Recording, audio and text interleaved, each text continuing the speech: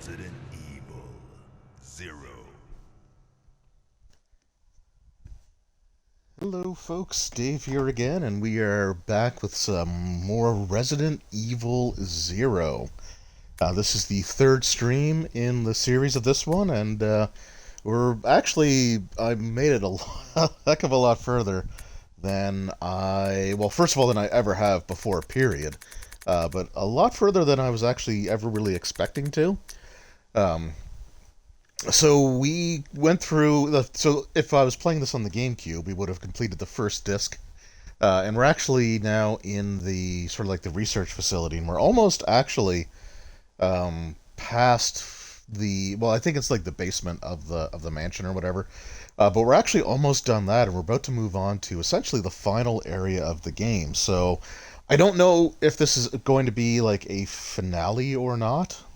So I'm not going to claim that it is. I did increase the playtime, though, for these Resident Evil streams from 2 hours to 3 hours. The main reason for that is uh, I've got like 9 mainline Resident Evil games to go through. Because I actually want to try to go through the whole series. I think it'd be kind of fun to do that. So we got Zero, we have the remake of 1, the remakes of 2 and 3. So 2, I could do that again with like Leon and Claire's sort of like, and actually show the second scenario. Then with the 3 remake, 4, 5, 6, 7, and 8. Technically, I could do 10 if I really wanted to give Code Veronica a try, but that's pure tank control, so I don't think we're going to get there. Anyway, let's sort of dive into this, and I don't know, I might do sort of like a a micro review, I guess you could say, as we're going through this. Hey, Sword Talon, it's great to see you as well, man. How are things going?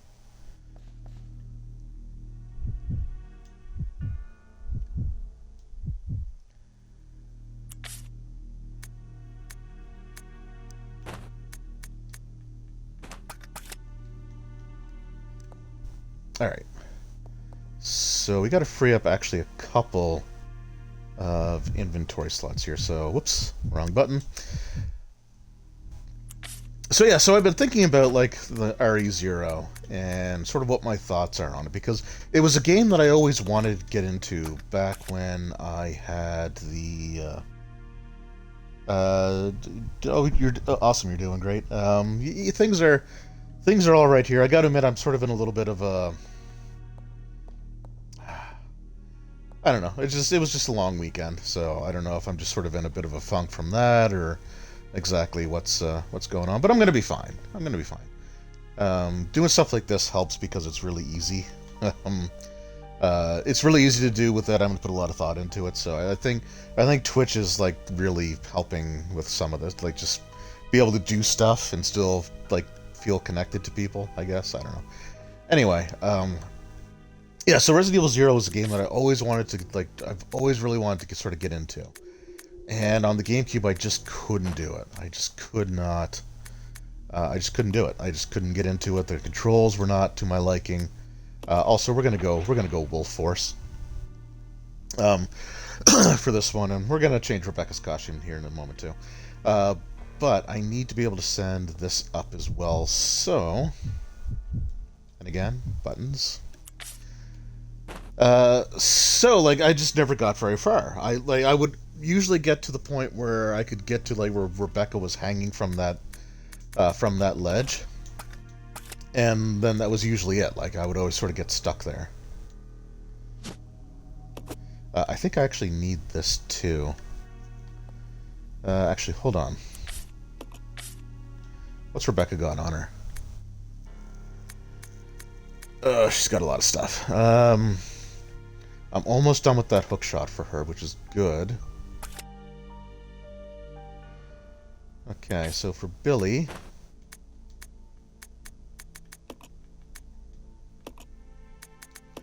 oh, all right. Let's set the costume for Rebecca here. Let's go with the leather one, I guess.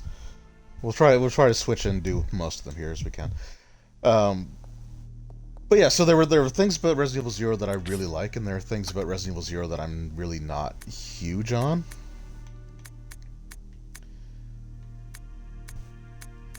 Okay, so I think what I'm actually going to do is I'm going to leave this gun.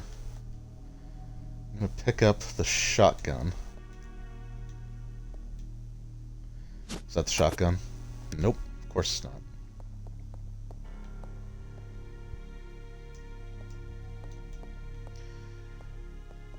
And this is actually going to lead me into one of the things that at first I really liked, and now it's like, I don't know.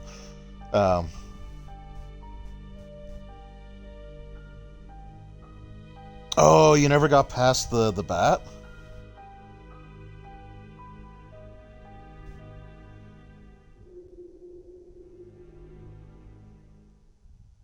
Oh, you're gonna do it on the Switch. Okay, so you must be doing it on a different system before. Um, I'm really surprised I actually got past the bat. Like, I'm not gonna lie, I was really expecting to die there. But yeah, so one of the things that was like, at first I thought it was one of the biggest strengths of Resident Evil Zero is kind of becoming a bit of a pain in the butt now. And that is the inventory system. So each character only has 6 slots, which is fine. And you can drop items, which again, you know, like that's fine as well. And like a dropped item will actually stay on the ground, which I think is good. But if I look at, again, like Rebecca's inventory, right? She's just so full of items, and all I have are 4 things, but all 6 slots are used. So these like 2 item slot pieces of equipment, and there's only like 3 in the game. They really hamper things. Now we're honestly we're just about done with this stupid thing here, the hook shot. So I'm really happy about that. That we're going to be done with that. I'll never have to touch it again. But it's still like frustrating. Oh, okay. Did I not have enough to?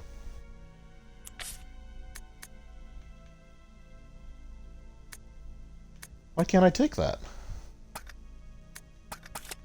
Okay, hold on. And yeah, so inventory management becomes a bit of a juggling act. So I got to get to a point where I can easily interact with the item again. So I'm going to drop the gun. I'm going to pick it back up. Like, don't worry there. Oh, you were playing it on the GameCube. Okay. Yeah, so I never got very far. I never even made it to the bat on the GameCube. So yeah, you've already made it you've already made it further than I ever did on that system. But I like the partner switching. I think is a really cool mechanic, and I think it's done really well. Oh, 255 is the max, is it? Okay, that's fine. We'll still max out our handgun ammo. Pick up the handgun. That's not the. Okay, so this is the other thing. So her pickup animation had her hand on the gun. But I said I picked up these stupid bottles. Yeah, I still have my GameCube version too. Actually, when I upload these to YouTube, the thumbnail is me taking a picture of the GameCube cover. But yeah, so stuff like this is kind of annoying. I think honestly, if all they would have done was get rid of the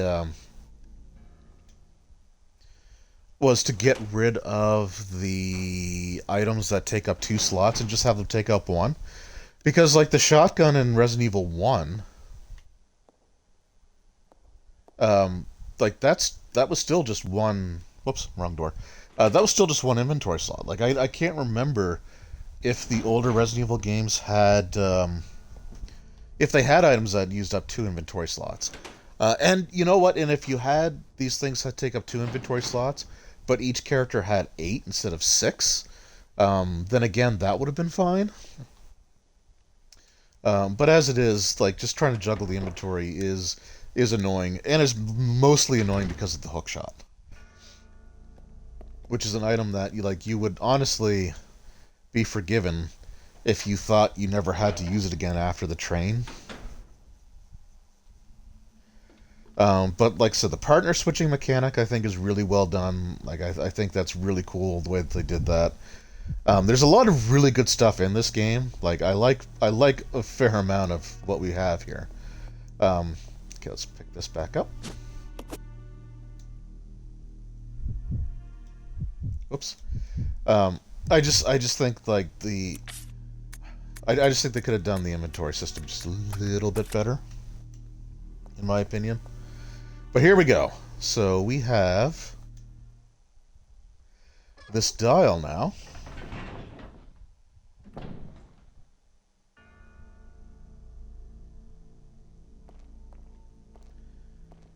And the dial goes here.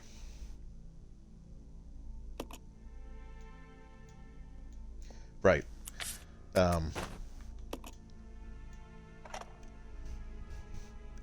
So the solution to this puzzle, I'm just gonna say no for now because I want to see if I actually have the information here.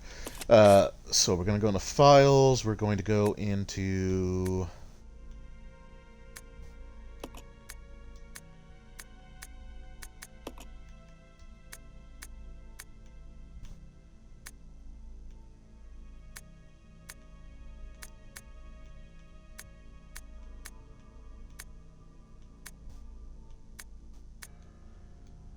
okay, there is...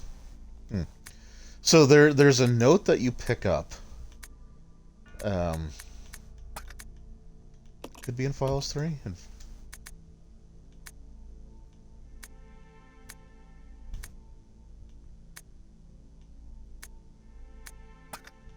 Okay, so I don't think I picked up the note that actually gives you the clue, but there's a note that basically says that like the code to opening the door.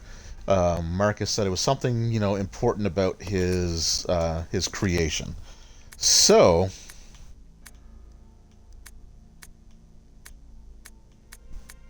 and I think I'm in the wrong one. So if we go into, I think it's his diary number 2 here.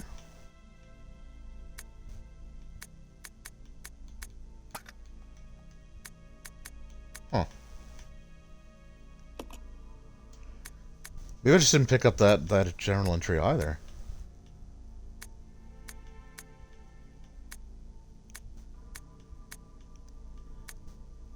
I could have sworn that I'd seen it though.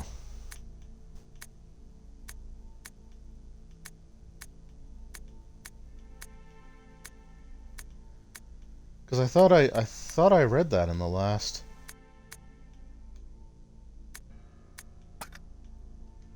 I thought I had read that in the last session. Oh, here it is. Right. Okay. So I didn't pick up the note that tells me that this is the key to the combination. But so what we have here is it says we've administered tea to 4 leeches, and 4 is highlighted to let you know that that number is important. So what it says is that after he did some work to it, basically, they doubled in their numbers. So we go from 4, you double that to 8, and that's the second number. So we have 4, 8, and then the third number says that he was trying to get them a new food source, but lost 2 before he was able to actually increase their food supply. So we subtract 2 from 8, and that gives us 6, and then finally he lost half of the remaining number. So the solution is 4863, and like I knew that from watching like speedruns of the game, but I also I now was able to figure out exactly how you come across that, and I did that myself by actually looking through the journal entries, and the journal entry that I used. That I was reading through. I don't know if you have this or not, Sortel. You may want to look into it if not, as long as it's not like stupidly expensive. But I have the Resident Evil archives. There were 2 books put out covering from Resident Evil 0 all the way up to Resident Evil 5, and they're really cool books. They were put out by Brady Games, so it might be harder to come by now. But they include all of the journal entries and all of like the notes and everything from all the Resident Evil games. So the Archives 1 is 0 through Code Veronica. So it's like 0, 1, 2, 3, and then Code Veronica. And then the second Archives is just Resident Evil 4 and 5. Now the second one's okay, But honestly, Archives 1 is just a really awesome book, and it's far better than the second one in my opinion. Okay, so we got to turn right, and then so we go 4, 8, 6, 3. And the door is unlocked. Yeah, they're really cool. Like, and like I said, like so Archives 2 was all right. Maybe I could use this. Rebecca here, over. Billy, I found something here that might make you happy. It's an aerial cable car. Really? That's great. Now we can get out. Yep, let's regroup as soon as possible. Over. Roger. Oh, Billy. I've never seen that scene before because I've watched speedruns, but they always skip the cutscenes, so I never get to see what any of the stuff is there. Okay, so the first thing we got to do, but yeah, so Archives 1, I think they just put more effort into the production of it. I don't know, they're both good, but if you could only find one of them, I would recommend checking out Archives 1. And what's really cool about Archives 1 is when it gives you like the basics, like the with like which game entries are covered, they all use the GameCube covers. And as a GameCube guy, I loved that.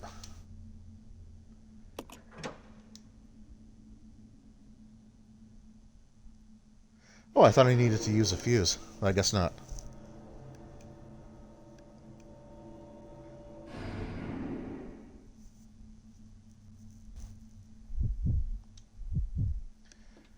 Alright, so now with Rebecca, we can finally come down here and...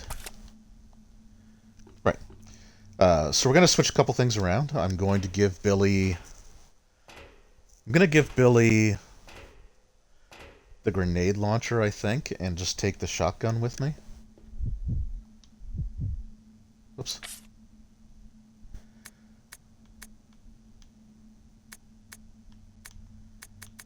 Okay, I gotta figure out how I can do this here. Okay, so I know I can do this as a straight exchange. So let's start with this.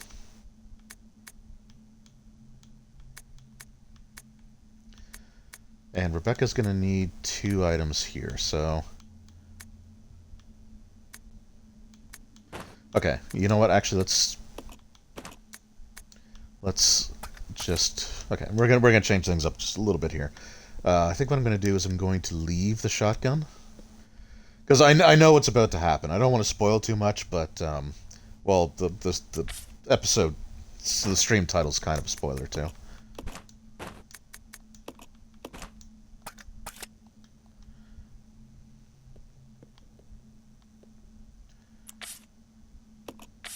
The problem is that I need Rebecca to have some stuff here. So I think I'm going to have her leave that, only because we need the stupid hook shot, but I got to pick up a couple things here. So the first thing I got to pick up is this, and I'm pretty sure I'm going to need this from Billy.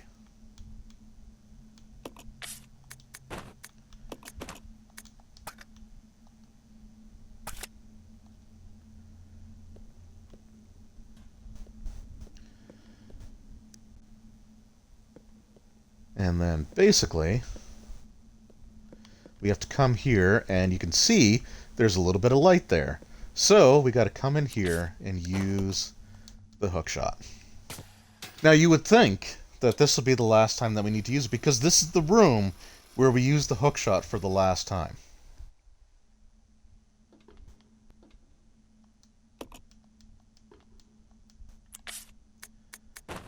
So you would think.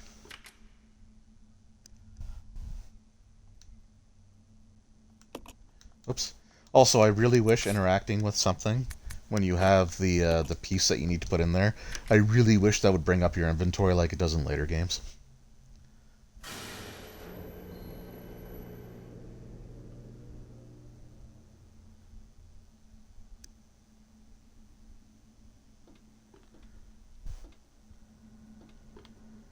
Alright, so now we can unlock the door, which was locked, so it has to be unlocked from the other side. And then we can rejoin Billy.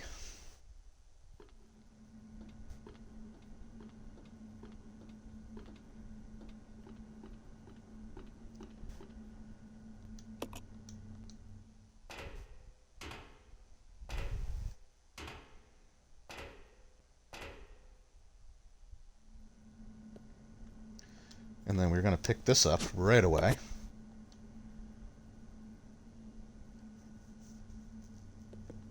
I still feel like I want Billy to have that rather than myself. So, yeah, we're going to...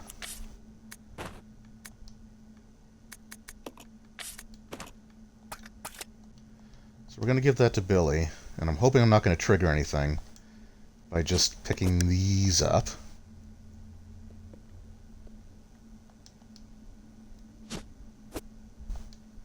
Of course. Right, because I still need the stupid hookshot. That's fine. That's fine. Alright, so I think what we do now is just... Oops. Come on. Roger. I think we just interact with this door. And we get a cutscene.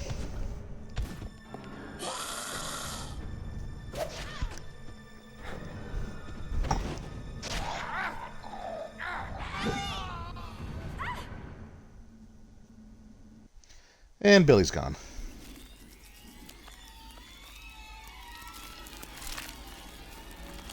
Now, this is a moment that I can only describe as 100% pure padding.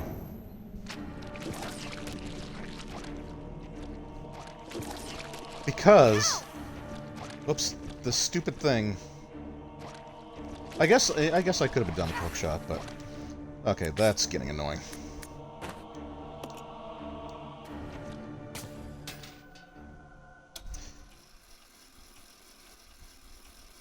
Because, like, this thing pulls the power plug that we put in, like, it pulls it out. And, like, it's complete and total. But we're done with this stupid thing. Forever. Forever and ever. So, thank God for that. But yeah, so we power up the train, then we get separated from Billy, which is fine. But then we have to come back up here and just plug this back in and then run back to the train.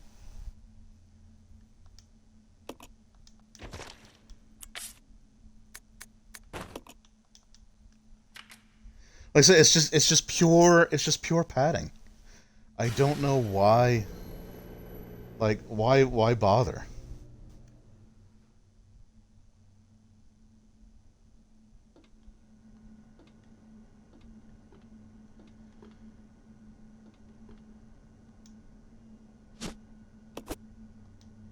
Okay, I'm going to take that. I'm not going to use it quite yet.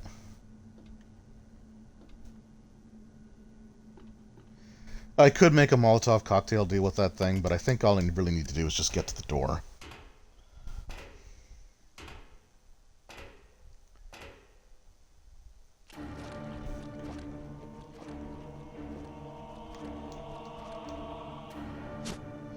He's coming. But we're in the clear. So yeah, so we're done with the hook shot. Thank frickin' Lord. Alright. Now we are separated from Billy, so we are going to be playing solo Rebecca for a while, which is a little scary because she's kind of squishy. But we will use that to get back into fine. We're pretty loaded up with weaponry right now, which is not great because it's taking all of our inventory.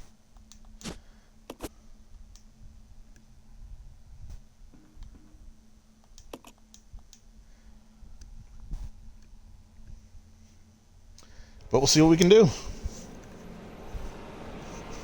Like I said, we are moving on to the final section of the game.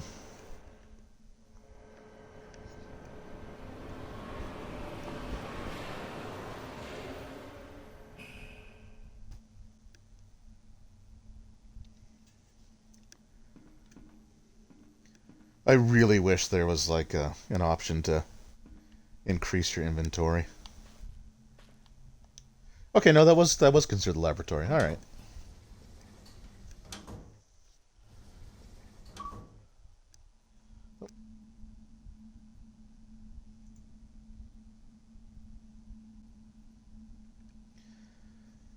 So so I don't. This is kind of tricky because I actually need to free up an inventory slot. But we picked up the Magnum, which I definitely want to use.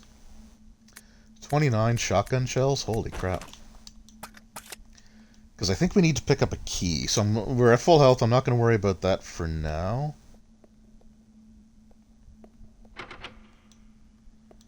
Nope, locked from this side. Okay. We are coming up on a pretty scary boss fight. So we'll have to see how this plays out.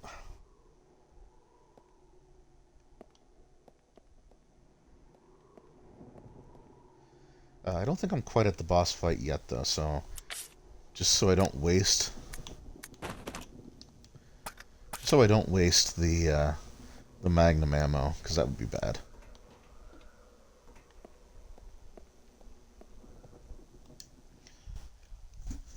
We're also about to enter an area that caused a lot of speculation back in the day. Something that would take a very long time before we actually got there. Ooh, okay.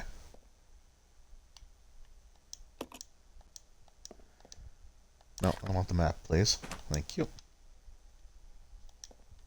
Right, factory. Okay, we're in the factory now. Alright, so one thing I'm definitely going to do is I'm going to drop the handgun. No, I'm going to drop the handgun, because I definitely want a safety save. Because I never want to use that bloody hook shot in this playthrough ever again.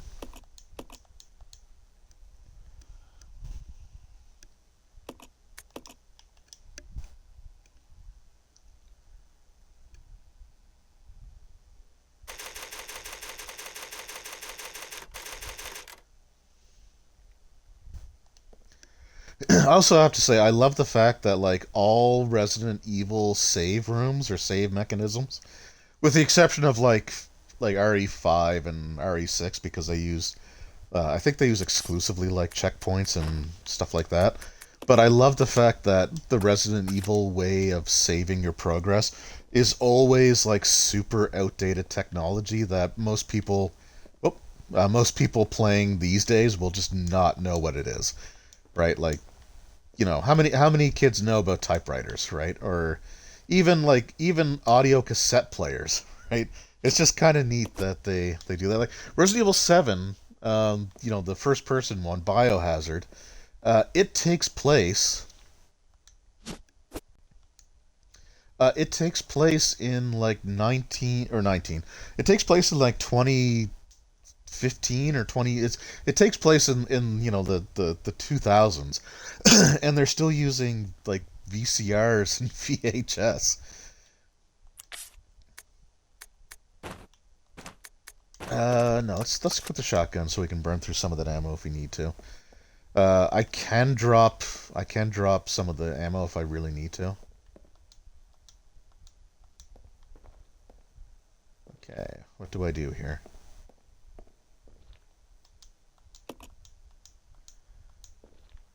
Okay, I don't have the key.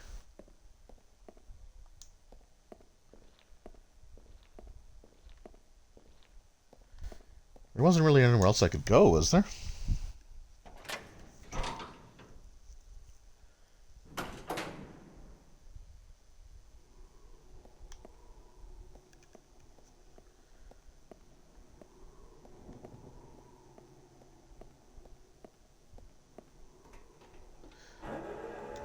Oh. Yes, there was. There sure was. Okay.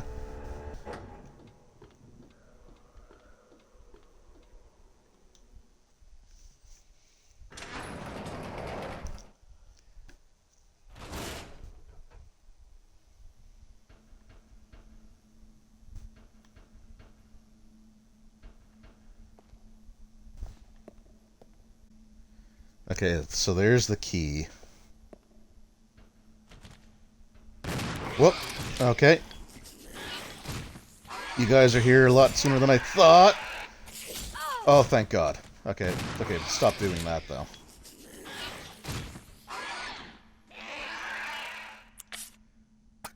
I'm still fine. Okay. Uh, okay. So I didn't think I thought they didn't spawn until I actually picked the key up. But basically, what I want to do is I'm just gonna go back to that room and leave the Magnum there, so I can pick. Yeah, it's that inventory juggling, right? So I'll have to come back and do that.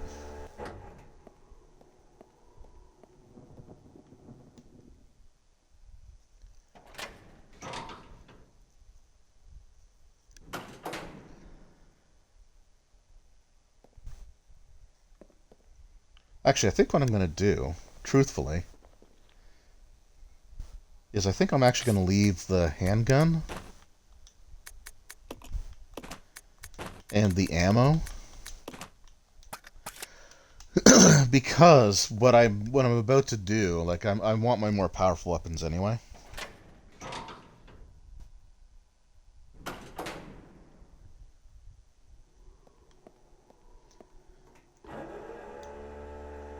So originally my plan was to consider just dropping the excess shotgun ammo, but I think I'd rather have that than the handgun right now.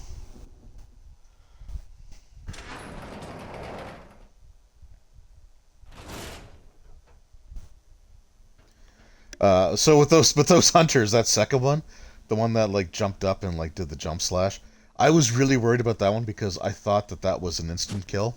I know in RE1. They can do an instant kill, which is that jump attack.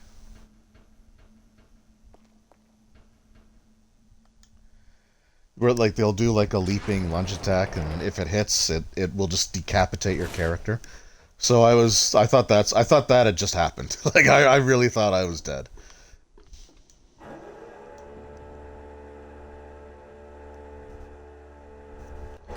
Plus, if I drop the handgun and the ammo, it will give me an extra space that I can put a healing item into, and that's going to be super important.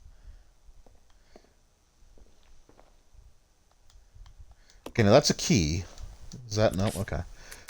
A lot of times keys will just automatically work when you're at the thing for them, but...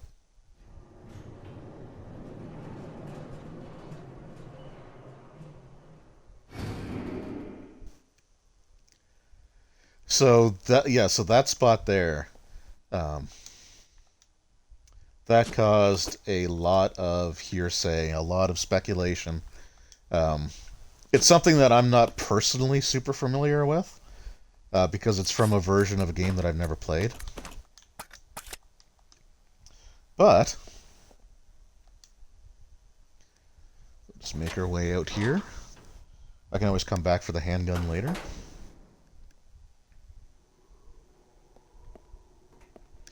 But this is basically, there's a train car thing in Resident Evil 2. And we're going to be going to that section. We're going to be going to that spot. Also, I'm now starting to think that I can't come back for that handgun. So that's great.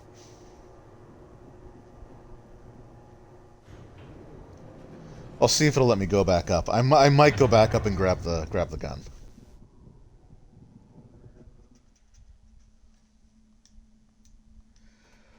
Son of a... Okay, well, we're just not gonna have the handgun anymore. I don't want to reload. I don't want to reload the save, so... I think worst case scenario, what I'll do is I'll just create a second save file.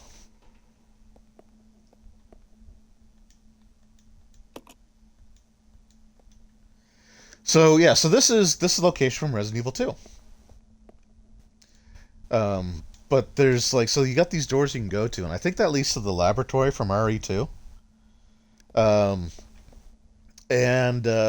So the thing that I think really, so when people saw this location with these doors and this layout, they're like, oh man, or an RE2 remake's got to be around the corner, right?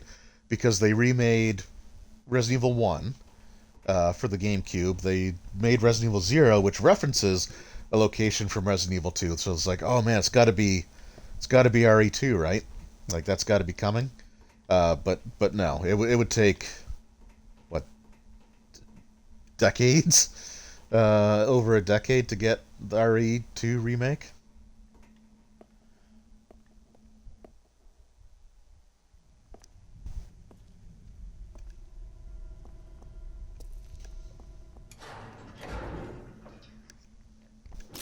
Don't shoot! You're alive. Are you okay, Rebecca?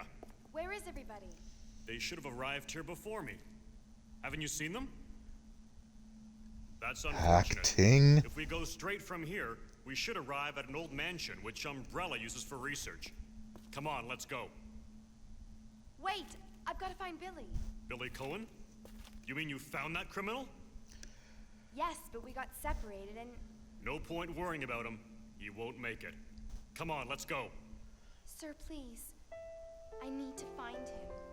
Oh, Don't sad worry. music. I'll catch up with you. Rebecca... All right. Just be careful.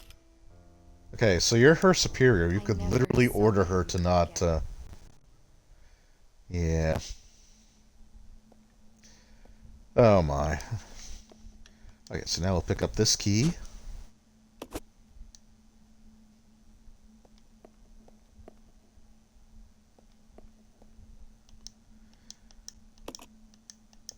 Okay, right. Yeah, so the thing that people were like, oh man, the RE2 locations are here, but then like when you try to go into them, it's just like, oh, there's no need to search this place. It's like, I don't know. I think there's actually a pretty big need because they based a whole game around it.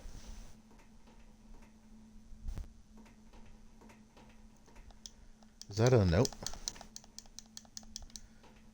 Nope, just window dressing. Okay, and so now I just need to figure out where we go for this. Do I go back up here now? Oh, I'm a little miffed about that gun. Oh no, here we go. So, here we go. I might have to reload my save anyway, so we'll see what happens. Oh, right, I don't want to do that. I want to have that equipped.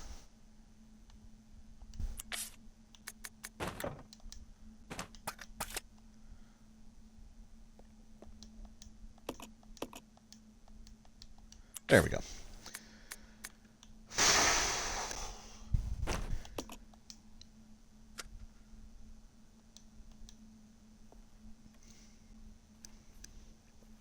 And in true Resident Evil fashion, we gotta wait for the elevator to arrive. But while we're waiting... What is that?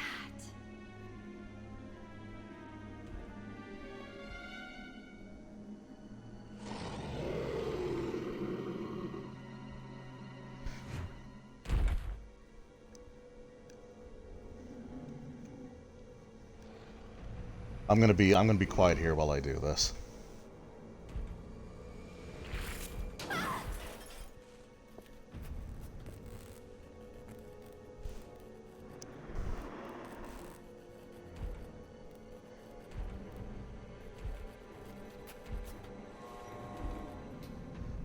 Of course.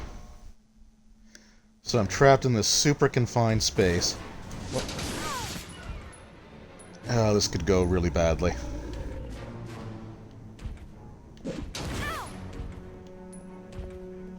Oh, I'm trapped. Oh, is that it? Did I... Okay, that actually wasn't so bad.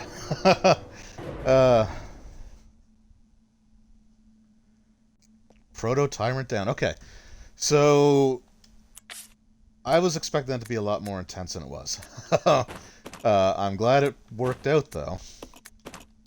I mean, to be fair, he got a couple hits on me. I think if he would have hit me one or two more times, I was screwed, and I was trapped in that corner. So going there may have been the worst place to go. But yeah, so this is the Proto-Tyrant. So the basic premise behind the location that we're in right now. Even though it's connected to the laboratory that from RE2, but we're going to a different part of it, I guess. So this is sort of where the failed experiments are. Oh yeah, yeah, yeah. It was cool being able to slide it around for a few seconds before it completed its death animation. But so this is where the failed experiments basically go to be disposed of. So this proto-tyrant is sort of a failed version of the tyrant that you fight in Resident Evil 1. And you could see that there's some things about it that weren't quite right. Like you could see that it was very twitchy in its movements, so it spasmed a lot. It didn't have quite, full control over its motor functions, so that's why it was deemed a failure. And I believe it is physically weaker than the one that we have from RE from Resident Evil 1.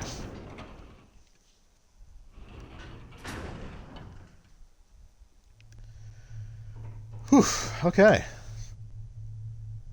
I don't know what floor to go to.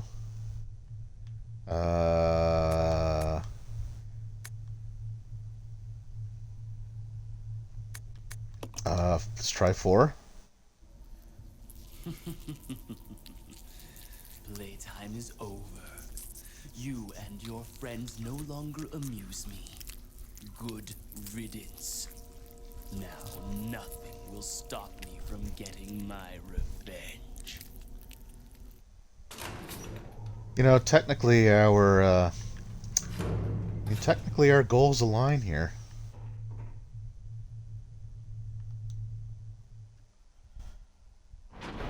Yeah, I have no idea if I'm going the right way or not. So if this gets too confusing, I may have to look up a walkthrough.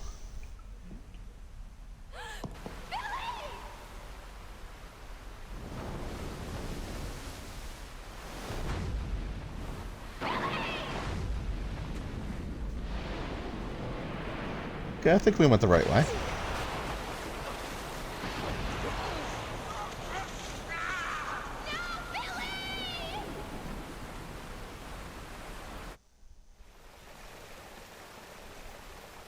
Alright, so that's the elevator. Okay. So so not having that pistol really concerns me, because that was most of my ammo. Like, I had a ton of ammo for that, and now I am super limited.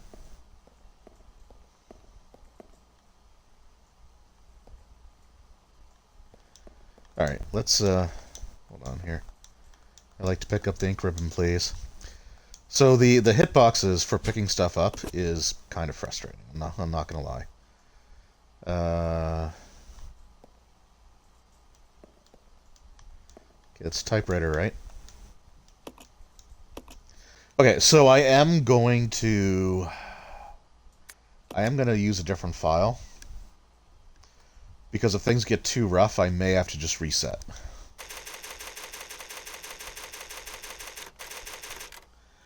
See, I really thought that I could just take the elevator back up. And I think there is a way to get back there using, like, the service elevator. Like the one that I used to get down to this floor, but I'm not entirely sure. So, that's, again, a little troubling. And I had tons of ammo for that, right? So, we'll see what happens.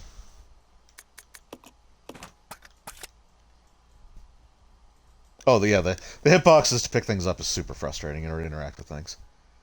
Damn area power supply panel. Designate a point to receive power.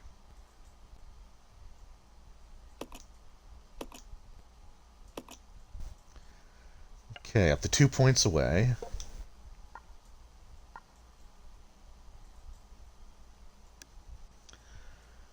Okay, so that highlighted all those. What does this do?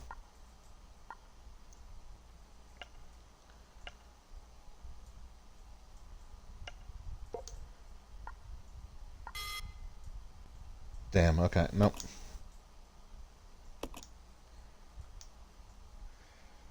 Okay, well, we were on to something.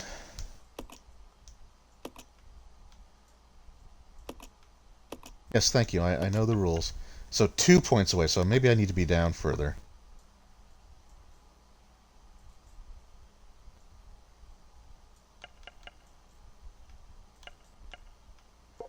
No, I feel like that was too far. And yeah, I do only get 3 moves. Okay, no, we're figuring it out here. I wish it wouldn't tell you that every single time. All right. Right. So yeah, I think this is the one to start with.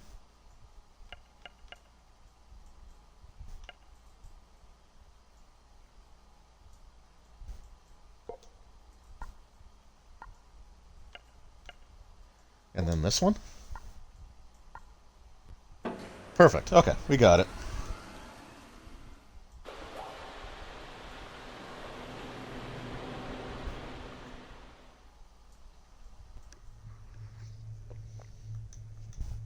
Okay.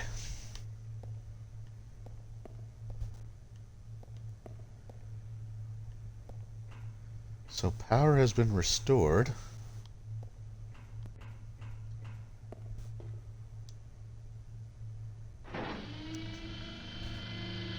Okay, cool. So we're gonna go down. So yeah, so as I saw Sortel, you mentioned the grenade launcher. So Billy has a grenade launcher, and I'm pretty sure. Oh man. And I'm pretty sure that like he'll have all his equipment.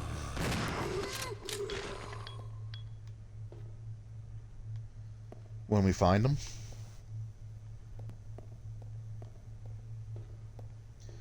So in retrospect, I should have given him the good pistol. Because I'm not as concerned about losing like the unmodified one.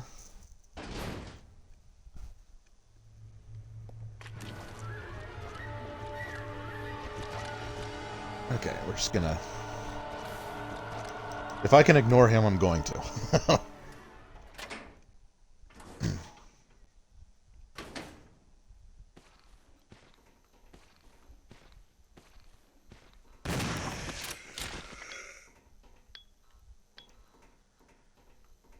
Is that the only guy in here? Okay.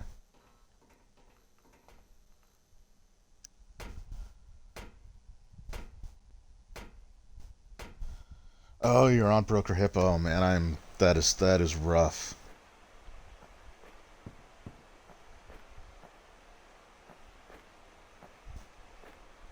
I don't think I'm supposed to be here yet, am I?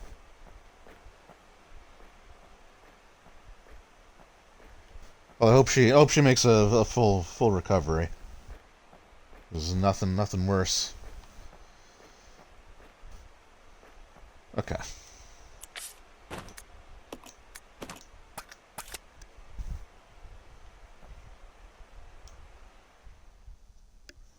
I thought I had to come down to the bottom floor to find Billy.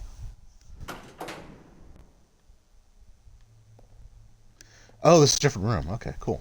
Oh, shotgun ammo. Yes, we will take that.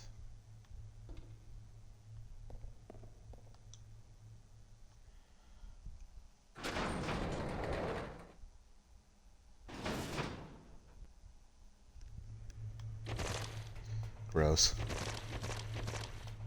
I do like stepping on them. Okay, so the Reservoir Room. So this is, yes, this should be where we reunite with Billy, with Mr. Cohen.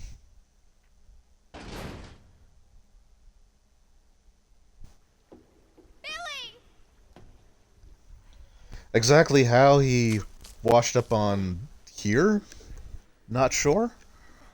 Rebecca, where am I? You're safe now. Are you okay? I've seen some things.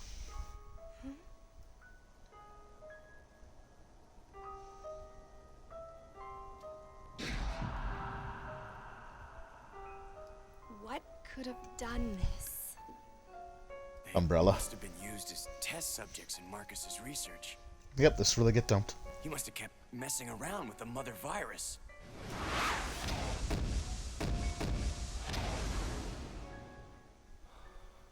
Billy?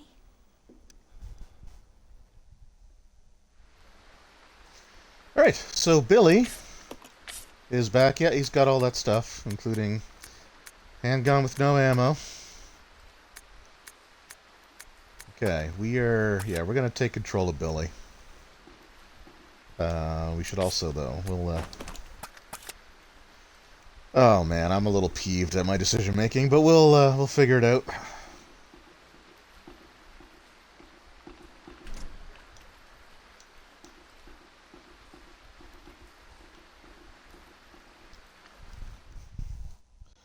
Hey, roll stats, what's going on? Just enjoying some Resident Evil 0. We fought a proto-tyrant, and now we're stepping on leeches.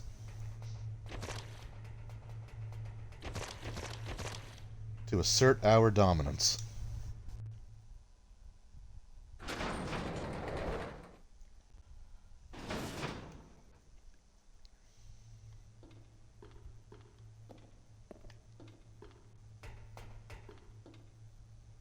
I'll check it out. Okay. Alright, so now we got a staple of Resident Evil old school games. We got a frickin' block pushing puzzle.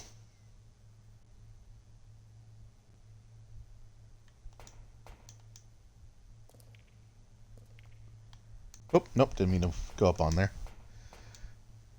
So apparently this one can be really annoying.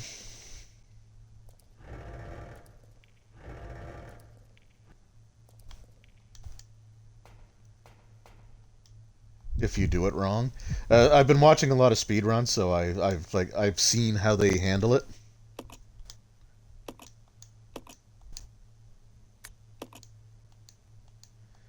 Oh, rotate right.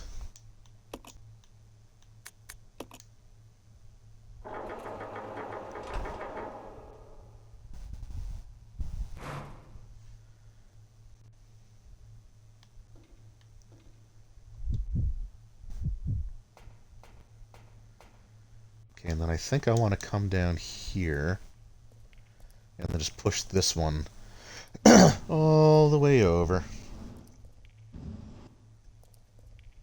All the way over.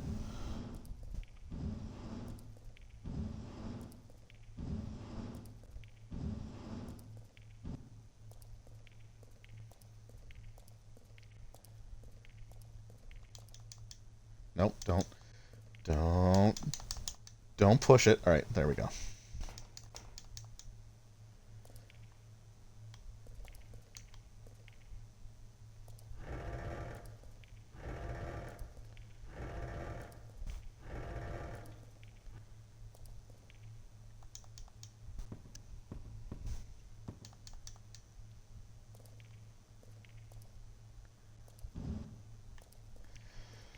Okay, so apparently this is the box that can really mess things up. So if you push it too far, you're in trouble.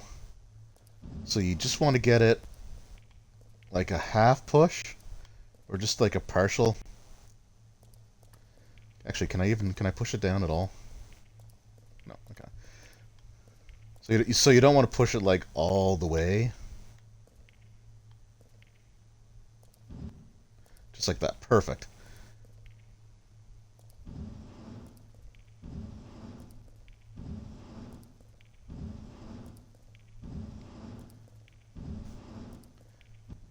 Oh no, I still screwed it up. Hold on. This is an easy fix though, because I just have to go back to Rebecca. That's right. I meant to push it over one more. So now I can turn it left.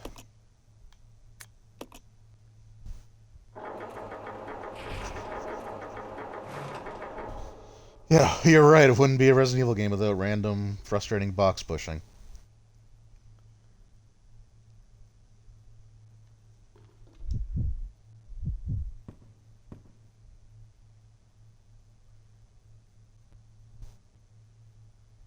Did that not move?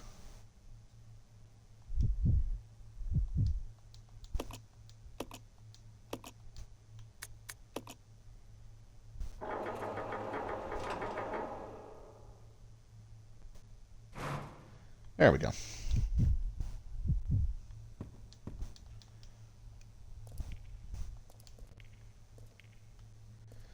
Also, it's really bad. Oh, okay, hold on. All right. It's really bad that there's a camera transition right there.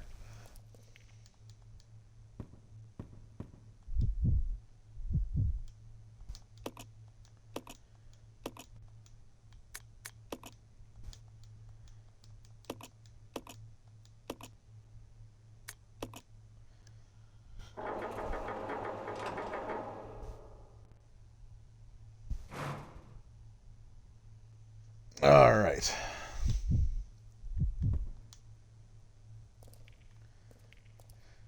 I am so glad that in the Resident Evil 2 remake they got rid of the block pushing.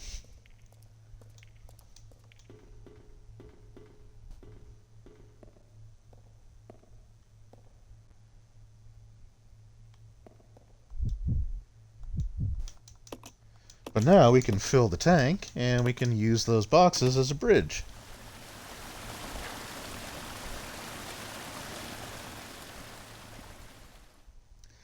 Again, I'm not quite sure what the actual physics of trying to... Actually, we're going to pick it up with Billy, because he's got more room in his inventory. I'm not exactly sure what the physics of just having floating boxes, like floating wooden crates, like trying to walk over them, how well that would actually go. Come on. Roger.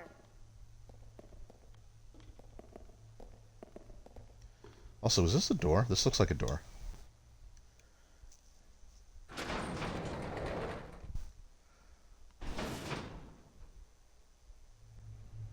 Oh, that's the door. Okay, that's that door.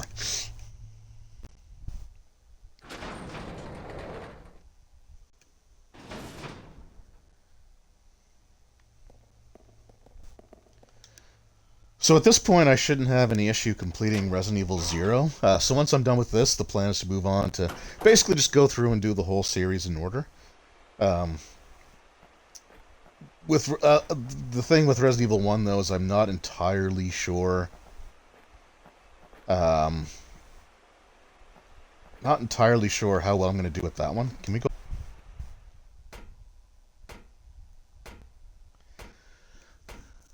So I think with RE1 I might use a walkthrough. Was this another map?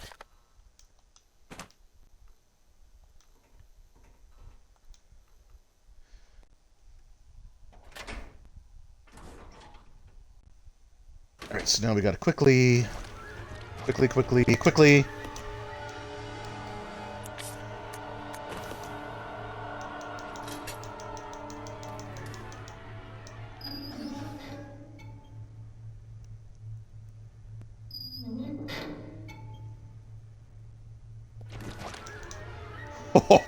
Okay, that was close. I gotta admit, I kind of like the just the mental image of that leech man. Just be like, no, you do that. I'll wait.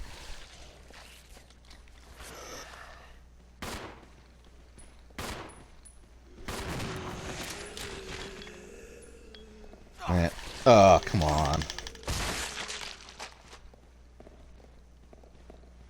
Rebecca, if you will. Rebecca.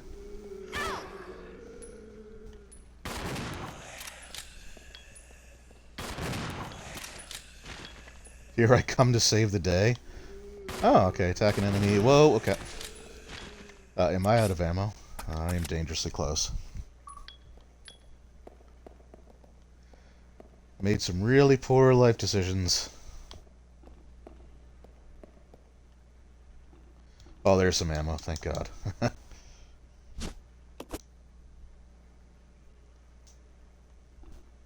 course, now what do I do? You know. Oh.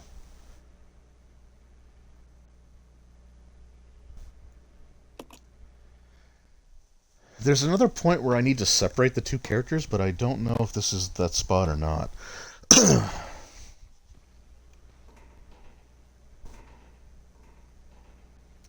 a lot of herbs.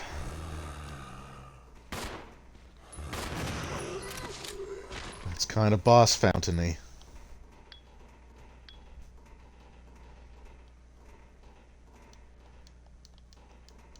I want your glowing note. Thank you. Should have finished with this dump a long time ago. Well, there you go.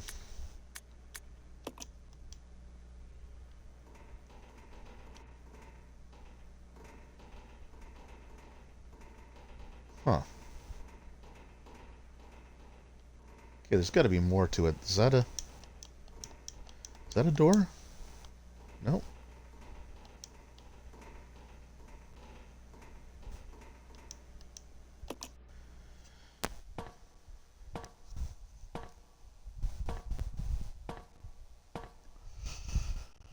Yeah, so I shouldn't be short on ammo. It's just because I thought I could go back to a spot that I couldn't go back to. And now I'm not quite sure what we do here.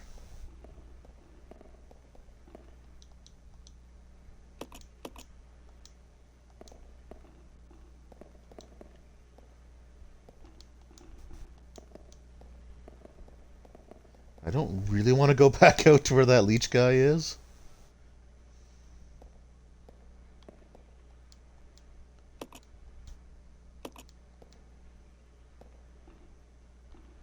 Oh, am I an idiot? I'm an idiot.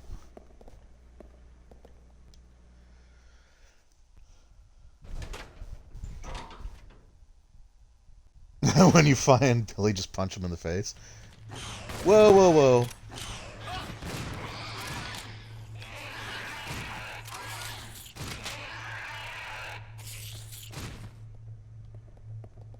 Okay, hunters. What I actually need to find are some more grenade rounds. Oh, thank you. Thank you, Boss Fountain. Oh, come on. All right, just Billy, pick up the handgun ammo, please. Billy, work with me.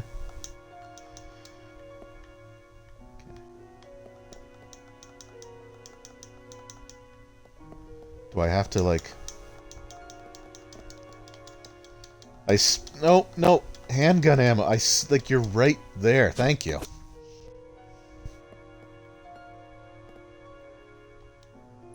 How are we doing for inventory? Oh, you got plenty of room to spare. And you're back up to a decent amount of handgun ammo, so that's good. Nope, not examine. Not examine, combine. I am playing on the easier difficulty setting, so I think they're a bit more generous with the ammo. Okay. And we got some napalm grenades.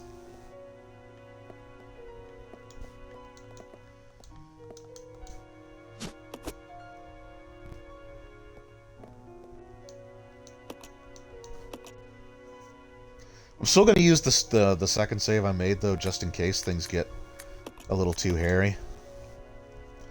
Although I don't want to go back that far now, so we'll see what happens.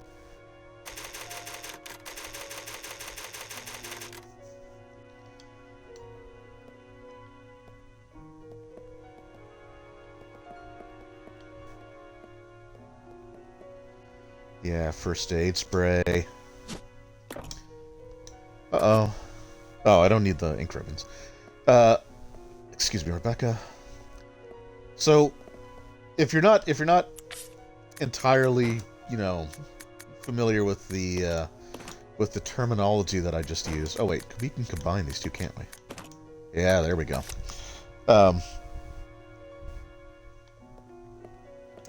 So the reason I call this a boss fountain room. So the boss fountain is basically it's a room filled with things to stock you up for a rapidly approaching boss battle. So that's basically what we're coming up against here. I think when we go through that room, actually, or through that door. So we're gonna give Rebecca. Did you have inventory space? You do. Have I played Resident Evil Village yet? Yeah, I sure have. I've played it and completed it.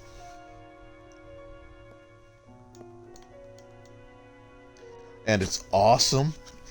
Yeah,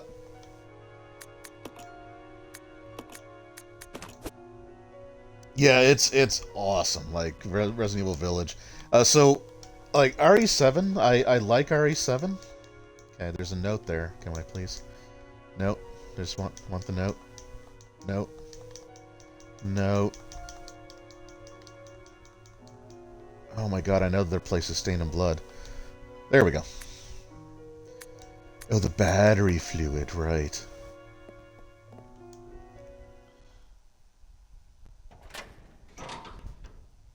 Yeah, no, so 7 was an okay game. Like, I liked it for what it was. Yeah, take that, leeches.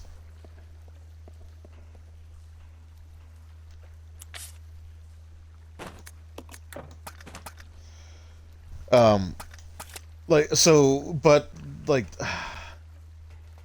so I liked 7. I thought it was a fun game, but I just prefer 8 so much more. Number 1, 8 brings back the attaché case. I'm stepping on all you sons of... You too. So it brings back the item management from Resident Evil 4. It's basically like the best parts of Resident Evil 7, combined with like the ideas and concepts from RE4.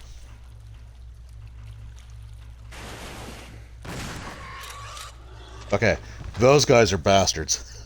So these giant frogs, I think there's 3 places in the game where they can spawn. And they can one-hit kill you.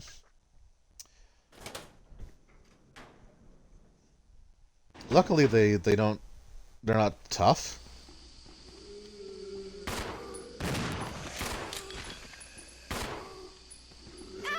Oh, Billy.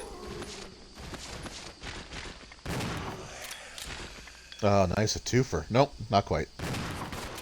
Oh, that sucked. I wasted a bullet there, but that's fine.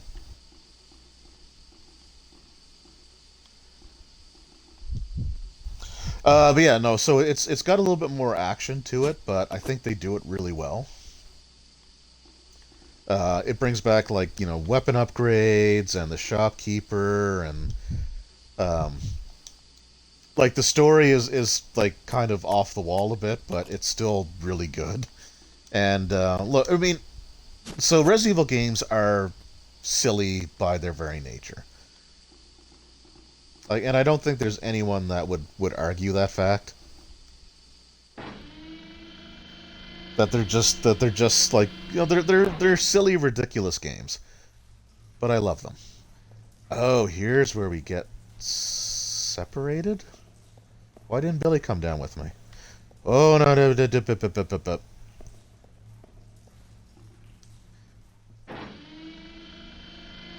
I know it's in that room, and I want backup. Come on. Yeah. Okay, I don't know, I don't recall actually doing that, but that's fine. Yeah, the atmosphere in 8 is really good.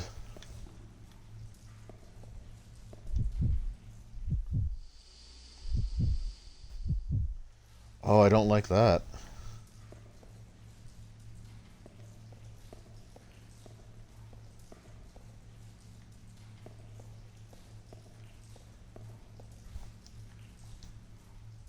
Okay, I guess we're not at the boss fight yet. Yeah, no, I recommend it. Like I found 7 was kind of hard to get into initially. Okay, you know what? I'm gonna actually... No, I can do this as Rebecca, I think. Yeah, I've got health items. This is one of those spots where you can get instantly killed by one of those frogs. Most people that I've watched like play this game will always use Billy for this section because he's tougher, like physically tougher. He can take more. Oh right, I can't go here yet.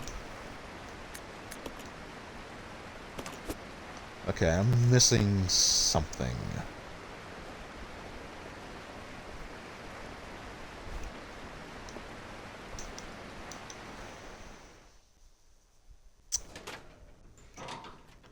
I gotta find that frickin' battery. That's what I need to do.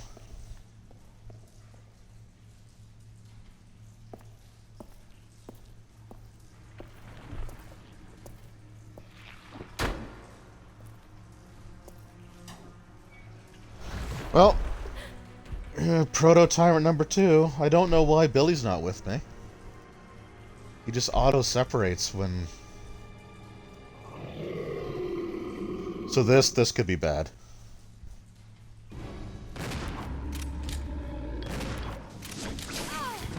Oh.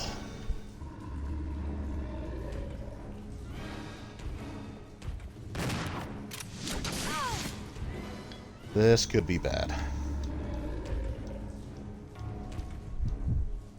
Nope, not what I meant to do. Not what I meant to do. Not what I meant to do. Wrong button. That was a bad place to do that. Oh, she's just in regular caution. That's actually not bad.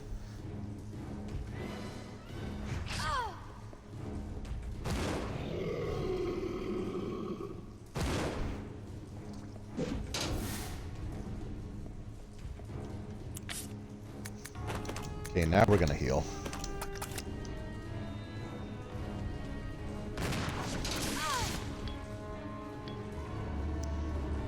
Shoo, this is, yeah. What? Okay, I think I got him though.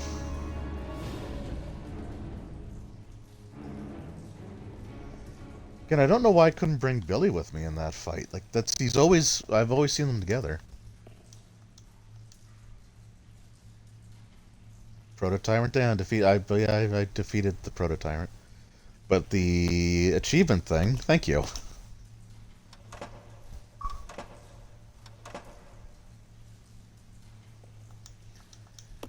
The achievement indicator was over the text, so I couldn't see what it said. It doesn't seem to show up on the stream, which is interesting.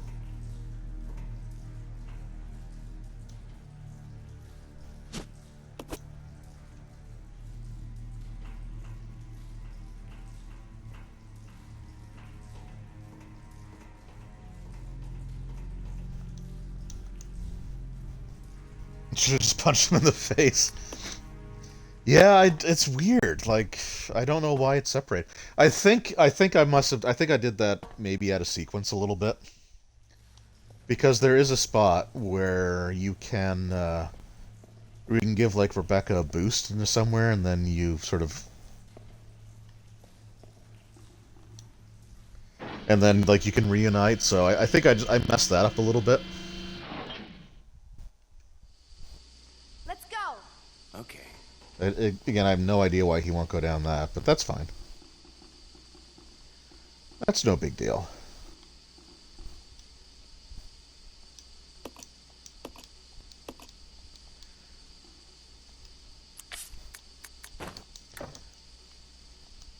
No, it needs that.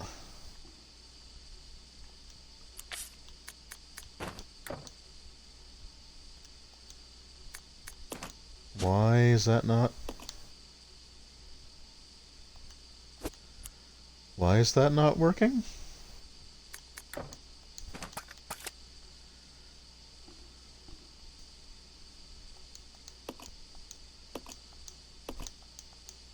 Yeah, I've got the motherboard. Okay, again, weird hitboxes.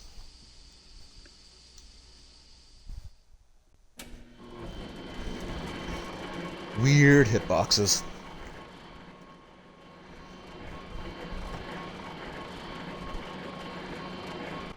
Holy crap, roll stats, you completed Dragon Age Origins. Do you have, like, the DLC, like Awakening and all that stuff? Because even if you don't go through, like, the Witch Hunt and the Golems one and Liliana's Song and Darkspawn Chronicles, I would definitely recommend Awakening, because that's like a full-on, like, 10 to 12 hour expansion.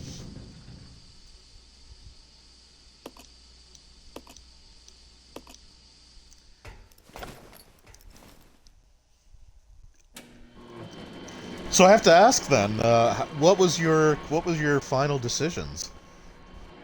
Did you do the ritual with Morrigan? Or did you not? Like, and if you didn't, who was sacrificed?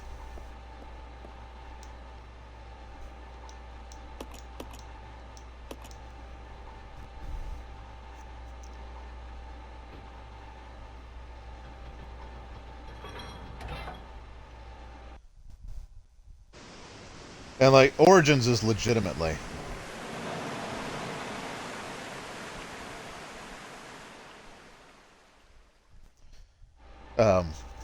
Legitimately, Dragon Age Origins is one of my top 3 favorite games of all time. We'll get those to Billy. Acid grenades. I've always watched, like I said, I've watched like speedruns of this game. Do I want to do this? I guess I have no choice, do I?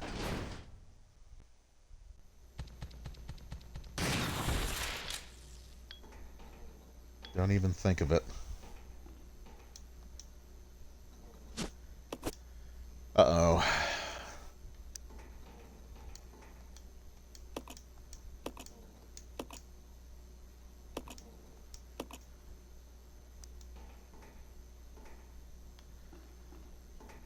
Okay.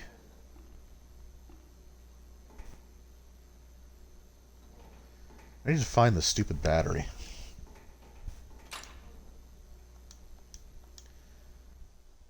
Oh.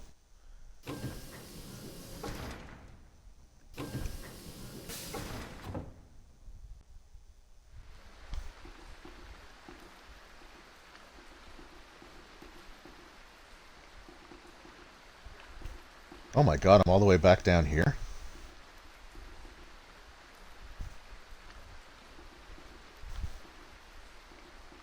Okay, hold on.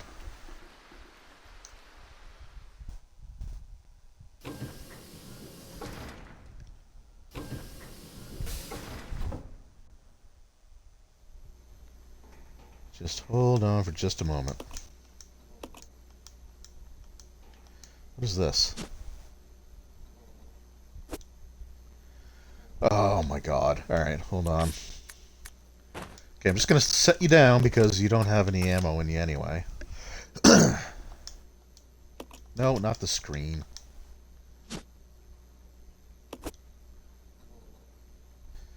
Okay, so this I need to combine. Whoops, hold on.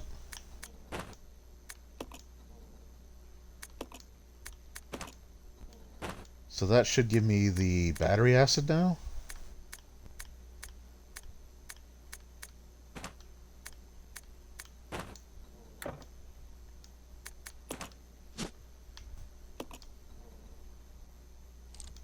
Yeah, perfect. Okay, and that actually freed up the inventory slot, which is awesome, so I can pick the Magnum back up, because we definitely want that. But I'm not sure if I want to...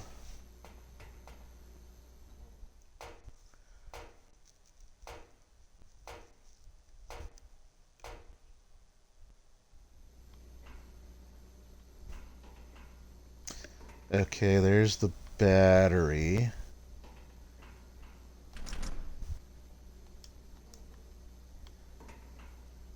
Great, so I need a boosty from...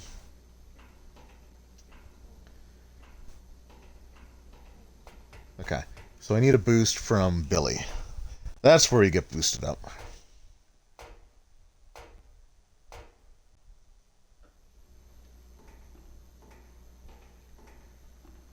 Okay, so I'm going to go back here.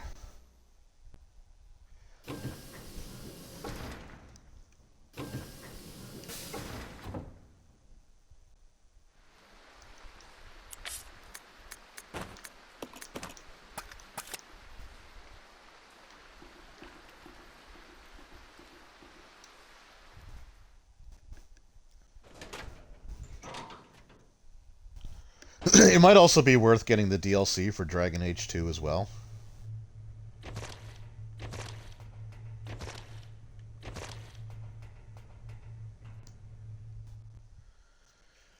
Because it does add something to it, and... Okay,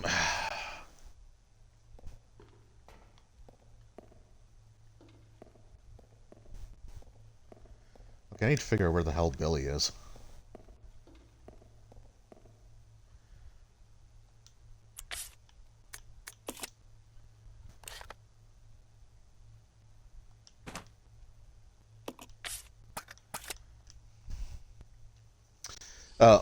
Because, like, one of the strange things about the Dragon Age series is...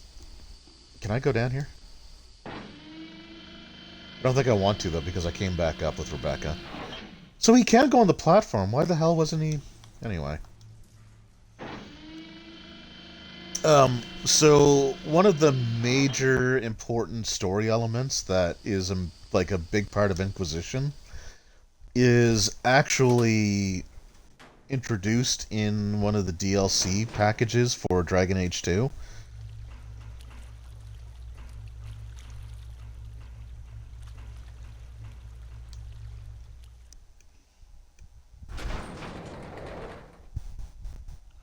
Okay, awesome. You got the Ultimate Edition. That's good. I would recommend, so if nothing else, I would definitely, yeah, because you can import your save file, right? So I would definitely recommend going through Witch Hunt, and if nothing else, going through Witch Hunt and Awakening.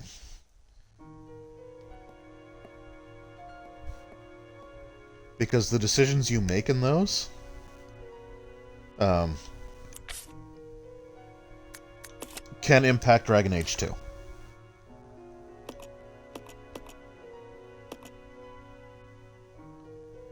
I have no idea where the hell I'm going.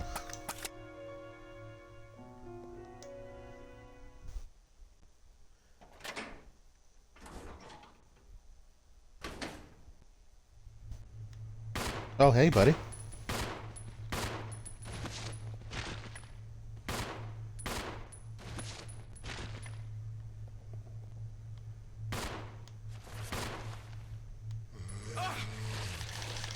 Come on, get off of there. I don't even think I need to fight you, do I?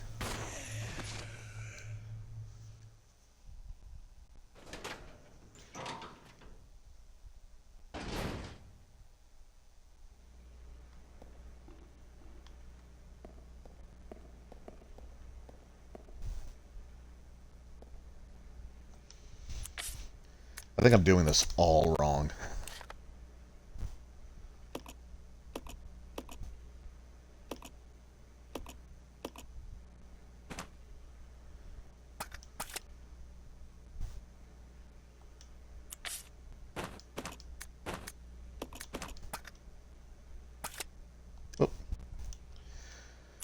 So with Dragon Age Origins, so Liliana's song is a prequel to the events of, it's a prequel to the events of Origins, so it takes place before. And then there's like the Golems one, which takes place afterwards.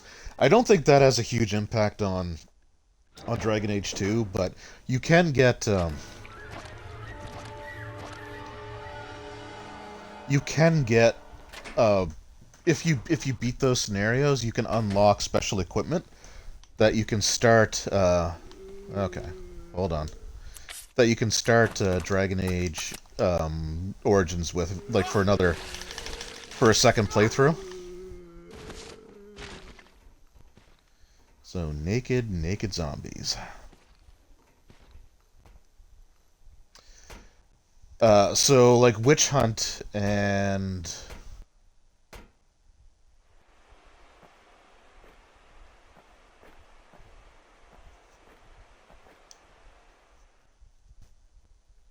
yeah, so yeah, I think Witch Hunt gives you like some special stuff for mages, and the good stuff about like the mage DLC. Roger. There we go. Okay, great. So the good thing about the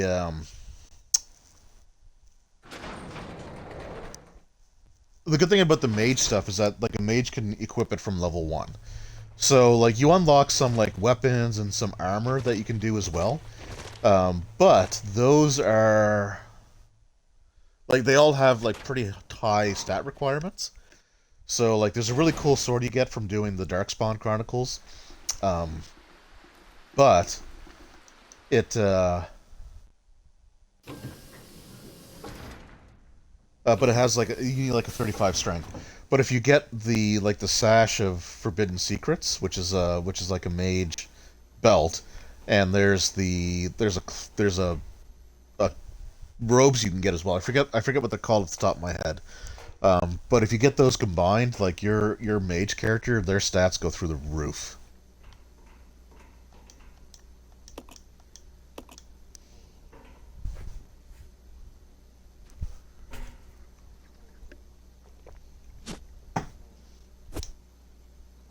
Oh, Billy's in caution. That's not good. Why didn't I... Is Rebecca's inventory full? It sure is. Well, we're gonna... Okay, hold on.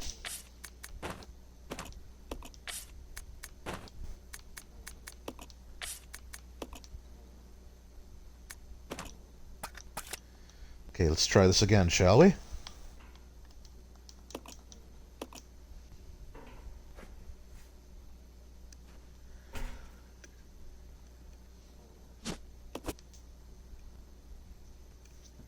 So here we have an empty battery. Boy, what are the odds of that happening?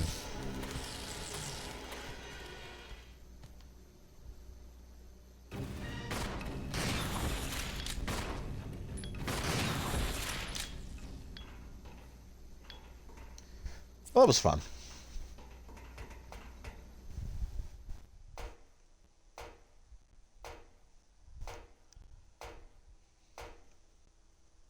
So yeah, I think we're getting pretty close to the end of the game here. Oh, Billy. Thank you, Billy.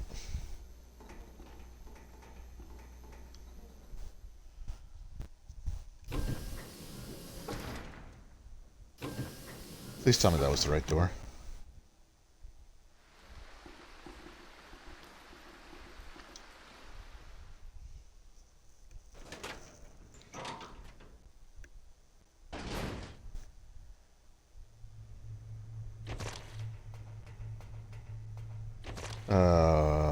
Was it? I think it was.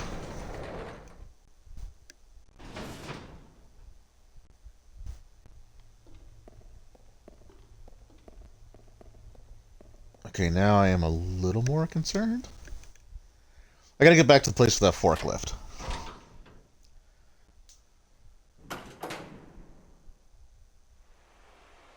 Okay, no, we're okay. No, we're good. Yeah, here we go. All right. So I'll go. Yeah. all right. So Billy, be a bro. Just stand on top of that, please. Rebecca.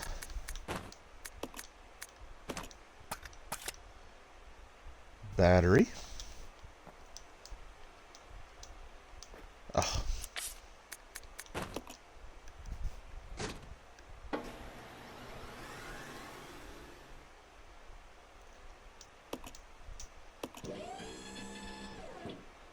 Apparently there's a weird glitch that you can do with this game where you can have like Billy clip through the This way. Okay. where he can clip through the box. Billy, would you like to... Rebecca, can you... You gonna get off the... There we go. I'll check it out. Roger. Let's regroup. Okay.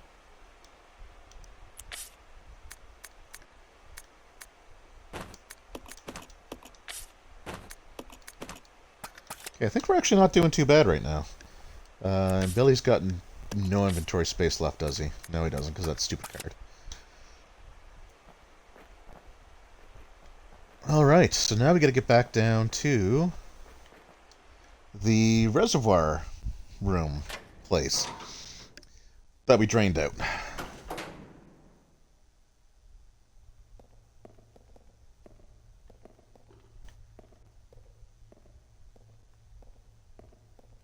I'll check it out. Nope, Roger. that's... Oh my god, I'm so bad at these buttons. So, map...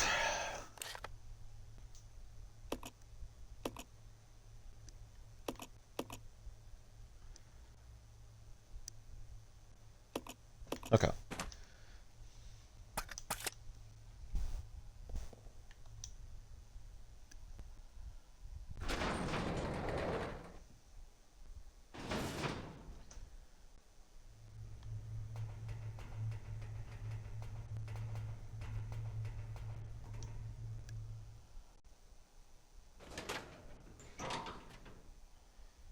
I don't know if this is the right way or not. I wish... Well, okay, hold on. Okay, this is bad. Okay, he left. That's fine. They can one hit kill you. Luckily he didn't there. But if he shoots his tongue straight out and grabs you, they could just swallow you whole. And that's really bad.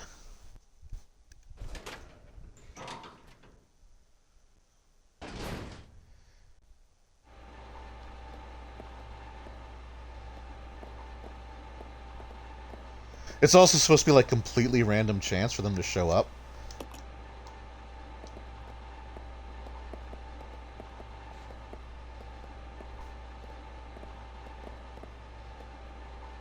Oh, what? Stairs are broken. Let's split up. Okay. This way. Okay.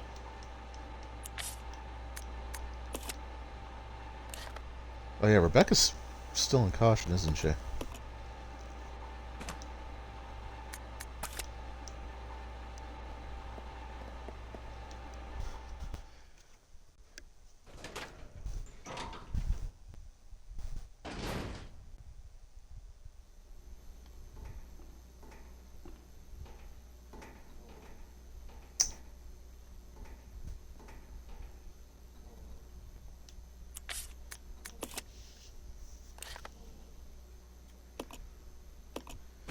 Okay, now I think I need to go down. I think I need to go down these stairs.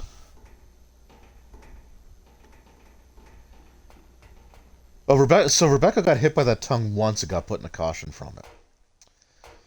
Ugh.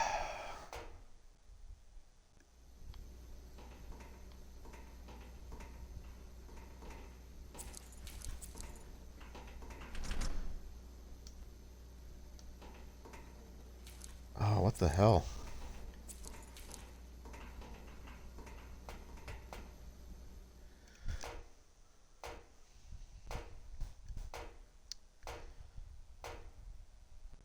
So you can tell for sure that I have not that I have not looked up a walkthrough because I have zero clue how to get back to where I was.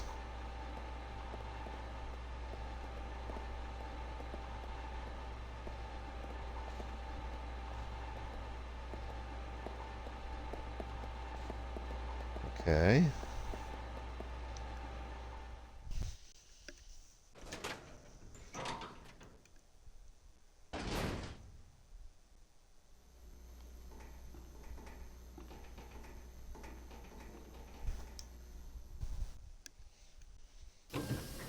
We'll figure it out.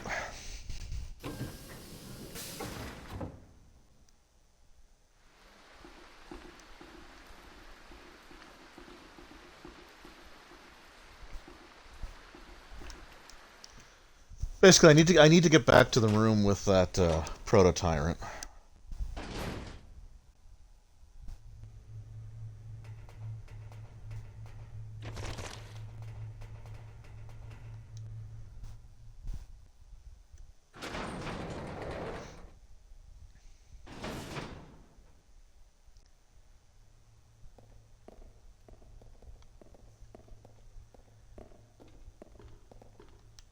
It's kind of funny because I just tonight watched someone do a speedrun of RE0. Okay, so I think this is good. I think we just want to go back this way. But Rebecca, we're gonna give you yeah, we're just gonna.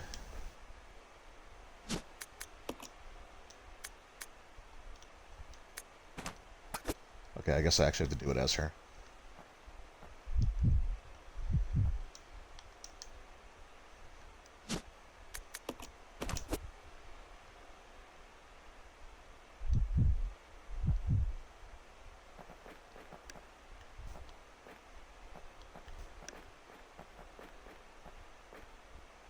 I'll check it out. Roger. Oops. This way. Okay.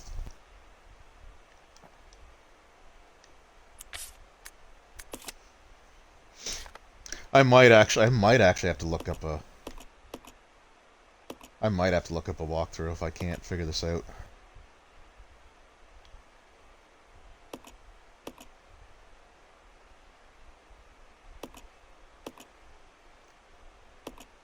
Okay, I think we're coming on. I think we're coming up on the room.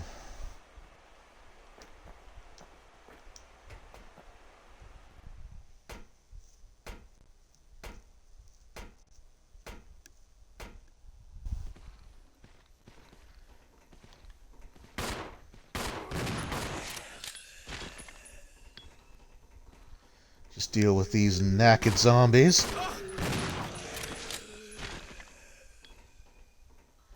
Can I play the pinball machine? Oh.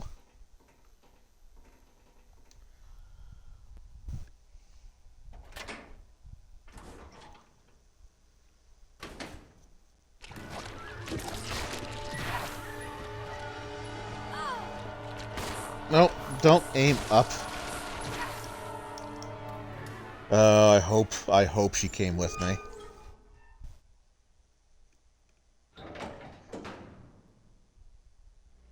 She did not. God damn it.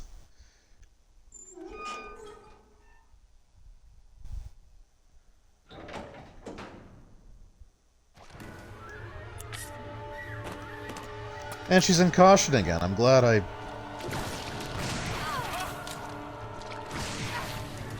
Okay, come on. Let's regroup. Roger. There.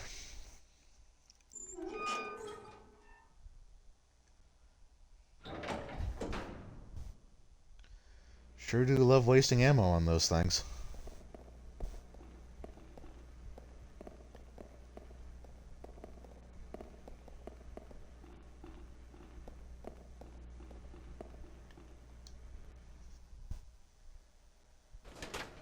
Okay, I think we're going the right way now.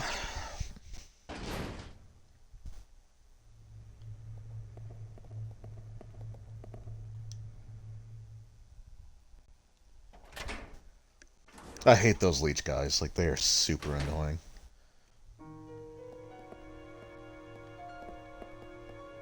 Okay, there was... herbs here, right? No, I already used them all. Took them all. Okay. That's alright.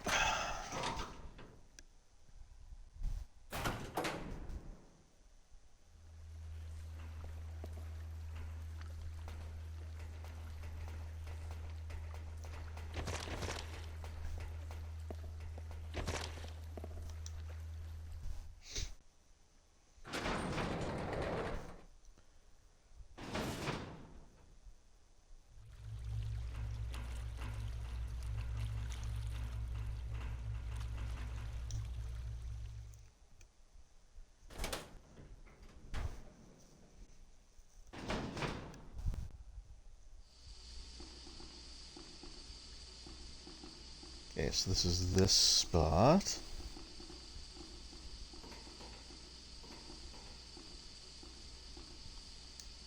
What's in here? Have I been in here? Oh, that's that place. Okay. Alright, so I need Billy to go on the stupid elevator with me.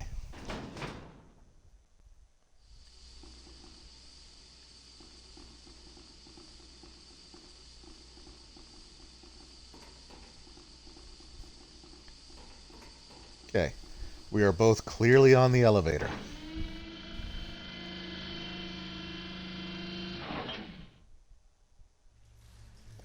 Oh. Alright, well, whatever. Are there herbs in here? Nope.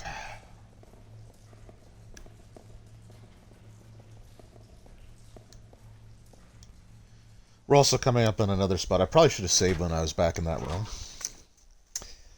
Because we're coming up to another spot that can be one-hit kill. So we're actually going to switch to Rebecca.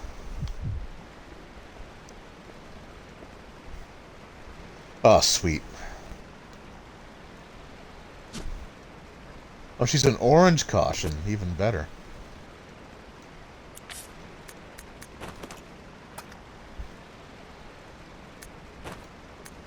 So this is another spot where one of those frogs can show up, and again, they can one-hit kill you.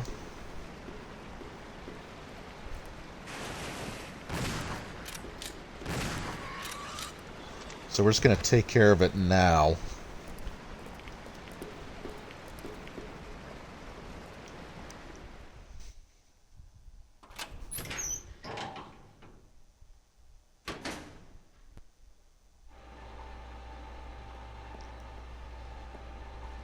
Oh, some more naked zombies.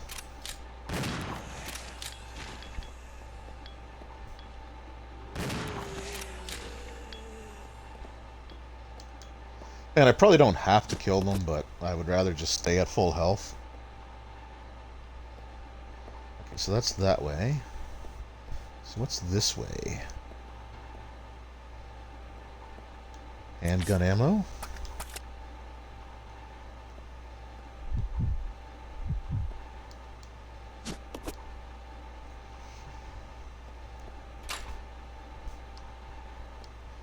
Oh, okay, that was just locked from the other side. Okay, cool. I think we're actually coming up on the final boss.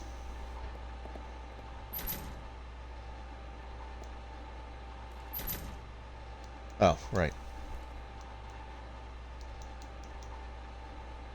So I think there's a save. I hope there. God, I hope there's a save room.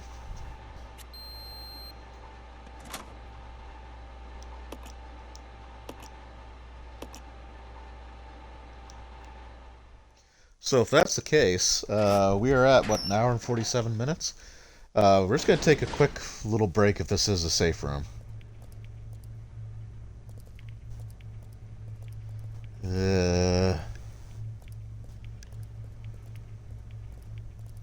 Oh, Rebecca, you're going to need that, girl.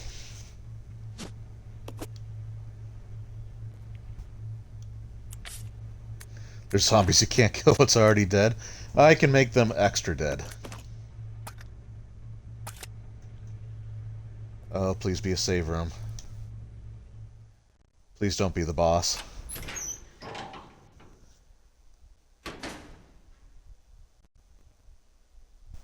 It's the boss.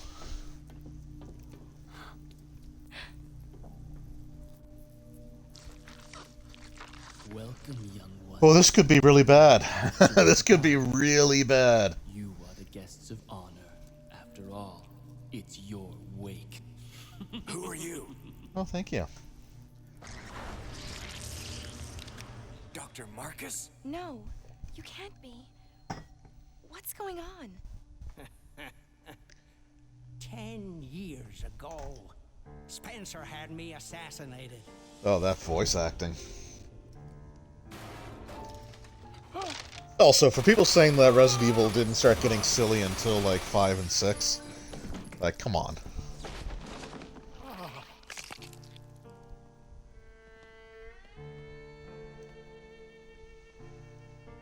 Oh, time to die, Doctor. Oh, I'm really nervous about this. Over your research.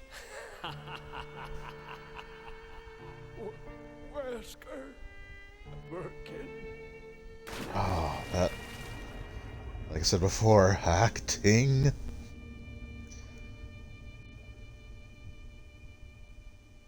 However, something wondrous happened.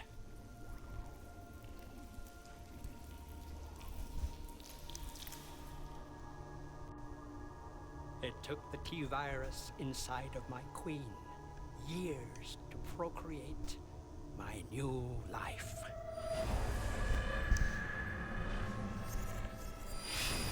I live. Now I will have my revenge on Umbrella, and the world will burn in an inferno of hate. You'll pay for what you've done. We'll see which one of us is gonna die. It's not exactly what Billy said, but close enough, I guess.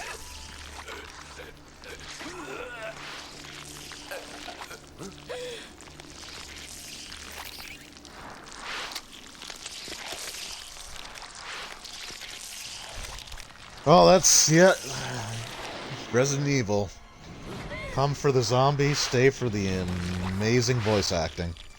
So, yeah, if I die here, I'm screwed. I have to go back so frickin' far.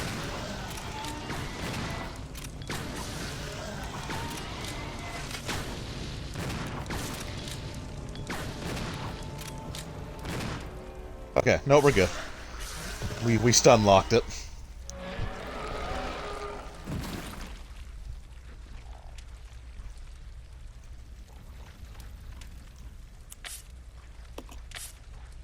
Great, and we both have one inventory slot open. Perfect. Yeah, this is it. This is finale. Oof. Okay. Rebecca.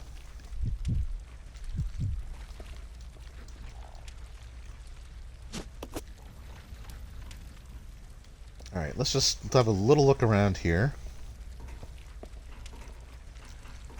and see if there are any items we can pick up. Like ammo would be great. Like this ammo. Oh, I can't pick it up because I got the stupid keys.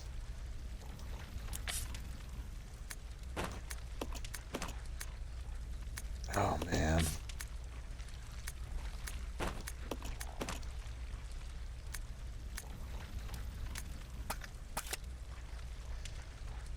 I don't think she's going to need the magnum ammo anyway. Or like the extra magnum ammo, because she gets taken out of the fight.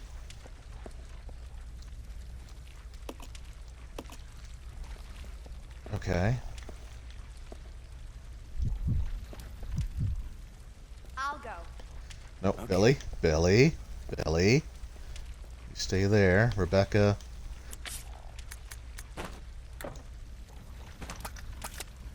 Oh, come on, guys.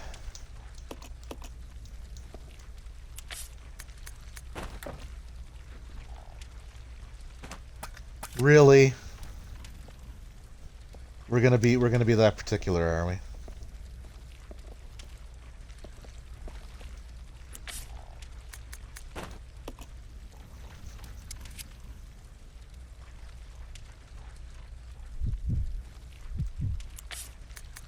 Oh, I might be actually words. I might actually be able to go back for that ammo, assuming the cutscene doesn't put me through the door automatically. Never mind.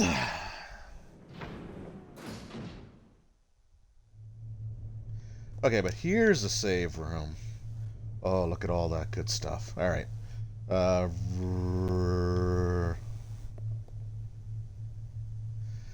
Achievement unlocked. Apprentice of Unlocking.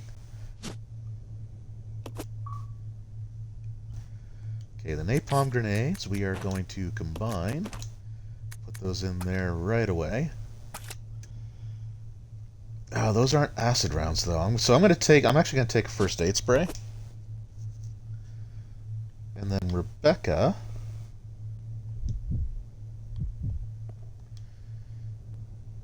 Take the shotgun ammo.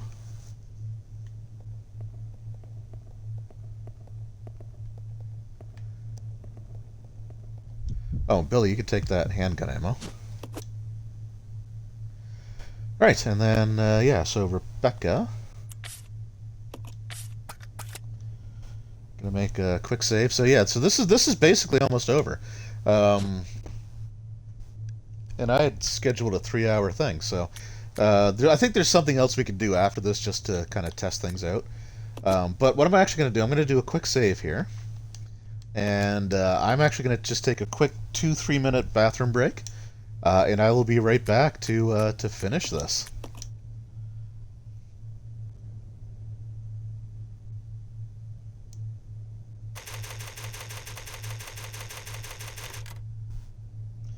All right, so yeah, so just give me a couple minutes. I will be right back, and we saved here, which is good. So if I die, which is a very strong possibility, then we don't have to go through.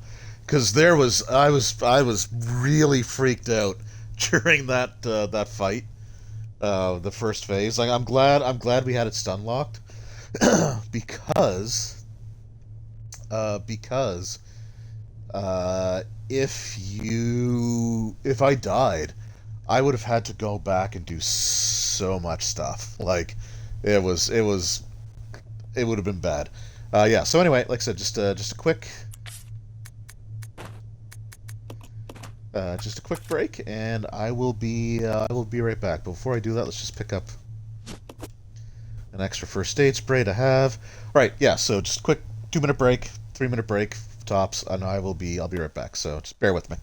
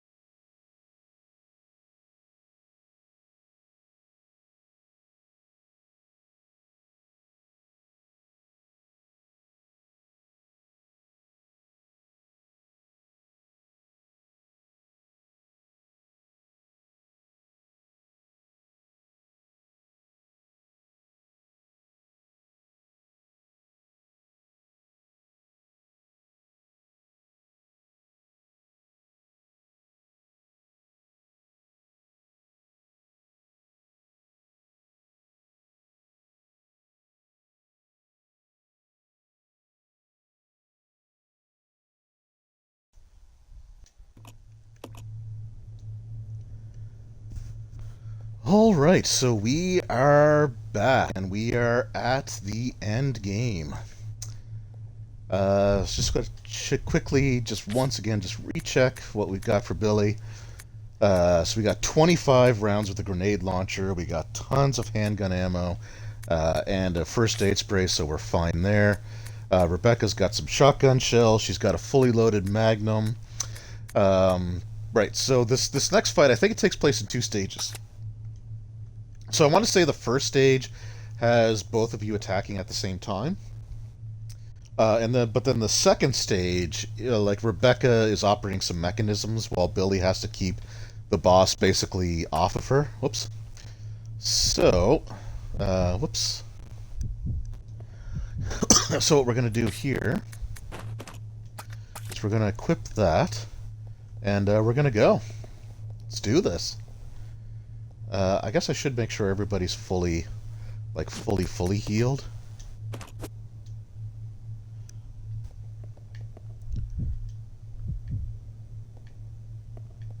Oops.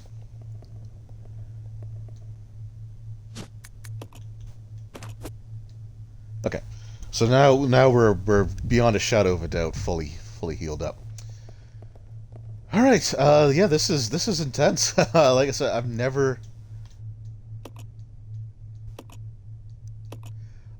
I mean, I've never come close to beating this game, ever. I've tried it. I've tried playing it on a number of occasions. I've never come anywhere near this point. Like, I never thought I would find myself at the final boss. To be completely What? and totally honest. It's the Queen!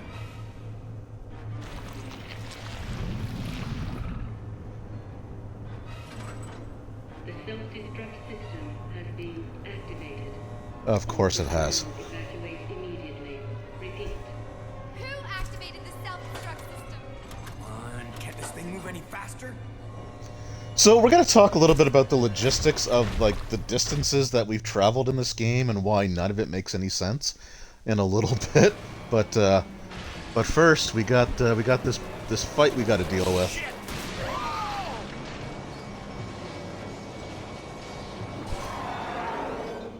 Also, Billy, please watch your language.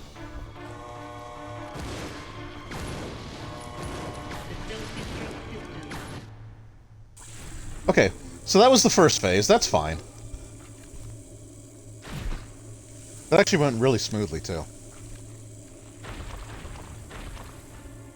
Oh, and the Queen doesn't like the sunlight, eh? Billy, can't handle sunlight. We need to open the windows.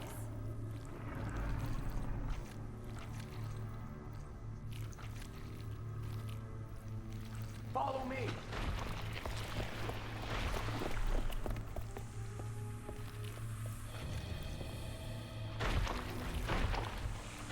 You work on the windows. Got it. So yeah, so Rebecca automatically does this, and Billy... I think we automatically take control of Billy here now, right? The self-destruct system has been I don't know why it tells us that, because we literally just... evacuate immediately. Repeat.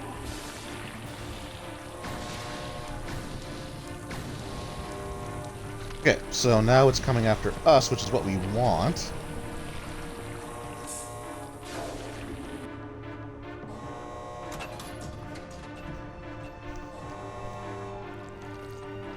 The self-destruct system has been activated. But Rebecca can still very much die here. Repeat.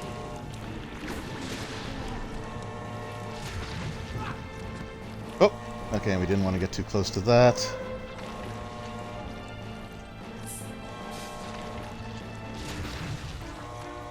The self-destruct So apparently there's a sweet spot here that I completely screwed up on. But there's a sweet spot where you can literally just stand and like dance around the Queen and she can't hurt you.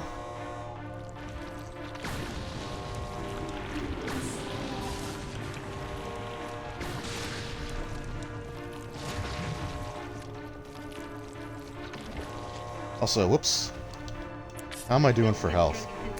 Oh, we're fine, but we're down to our last flame round, so gotta keep that in mind. repeat.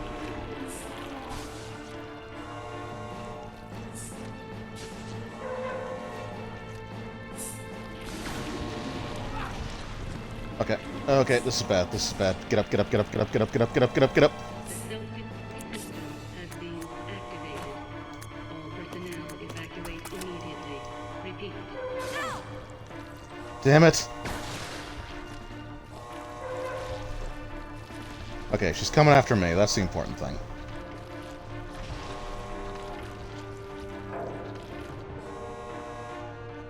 One left and we're done. Holy hell, we're actually gonna do this. Has been activated. Nope. Hey. Hey. Personnel evacuate immediately. Repeat.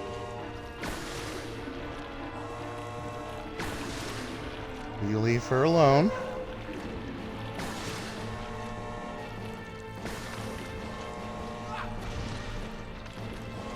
Okay, now I'm gonna check my health. System has been activated. All personnel Do I think I'm in caution? No, I'm not. Holy crap. repeat.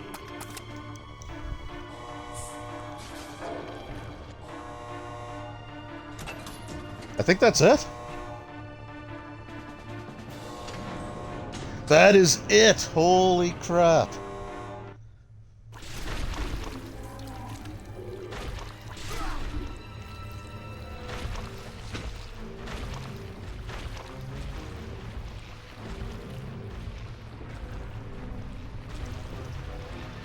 Holy crap, we frickin' did it. Billy!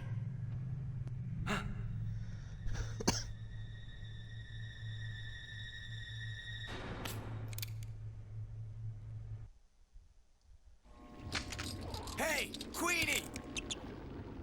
Feast on this! Yeah. A for effort, Billy. A for effort.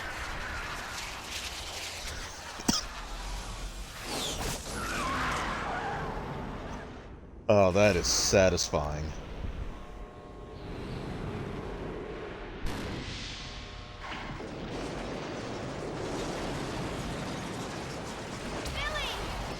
Rebecca, hurry!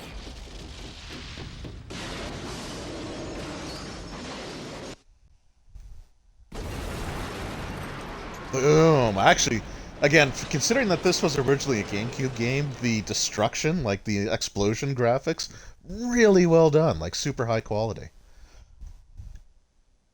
Oh, and we're definitely going to let this play out.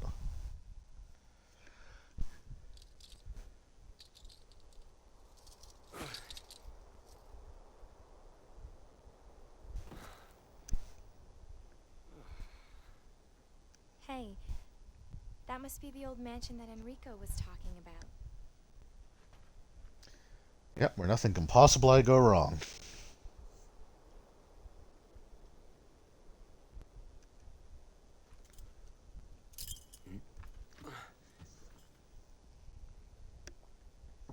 I guess it's time to say goodbye. Forever, because we'll never see you in this series again. Officially, Lieutenant Billy Cohen is dead. Yeah, I'm just a zombie now.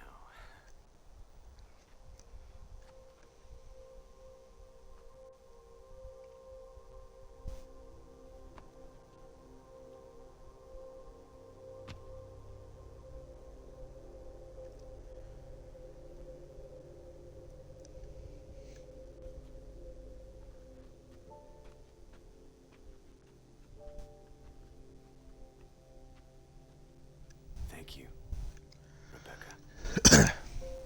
And the thumbs up.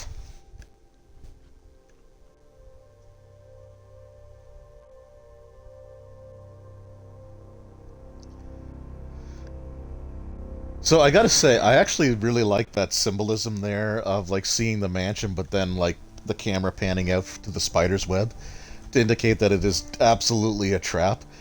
So holy hell, that was Resident Evil 0.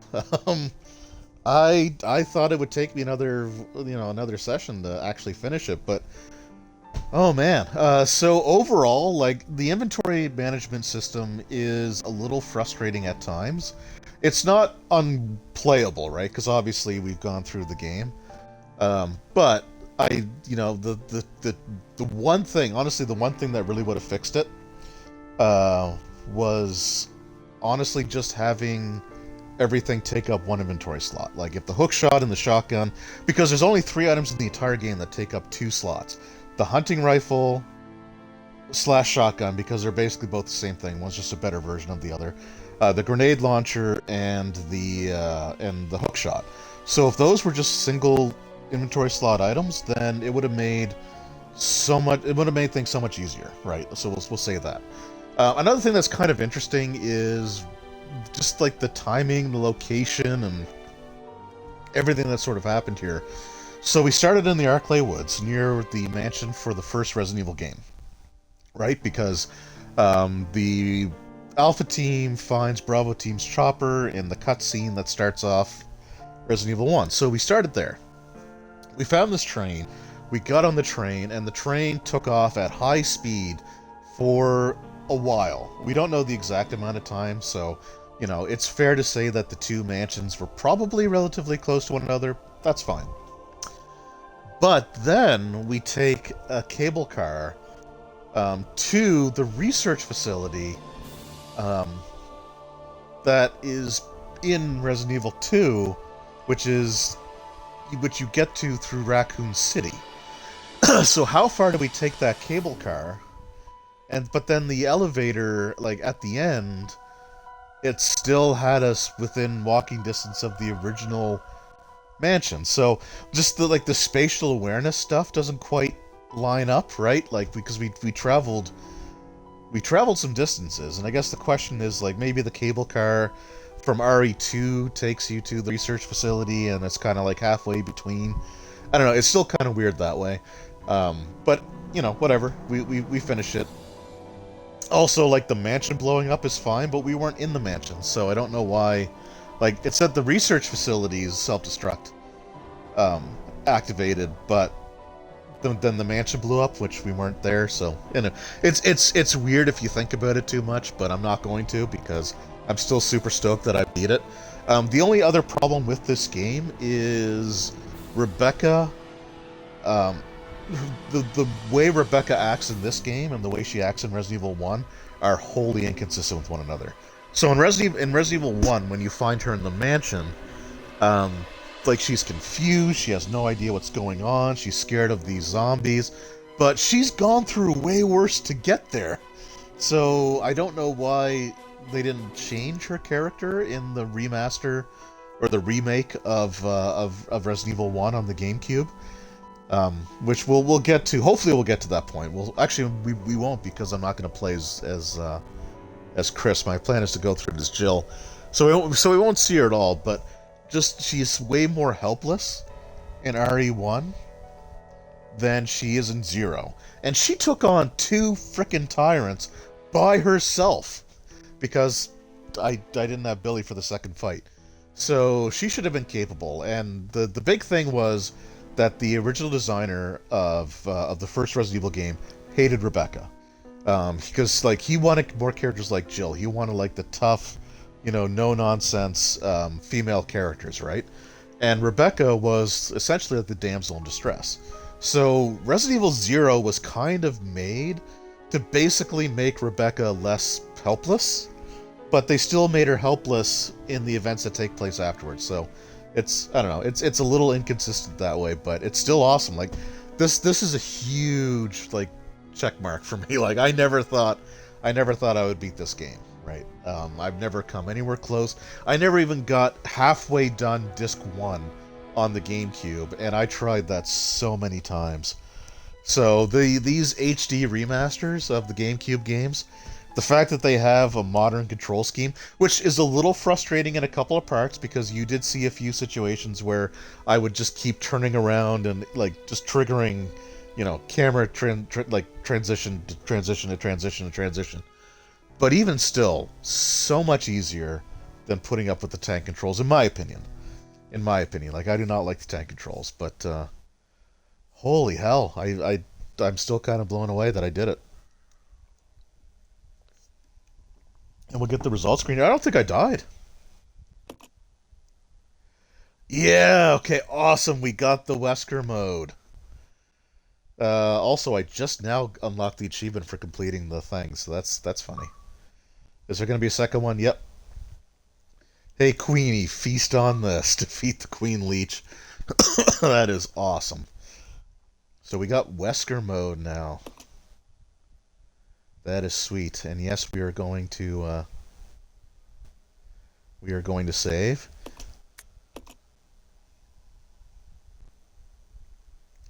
Is there not a results screen?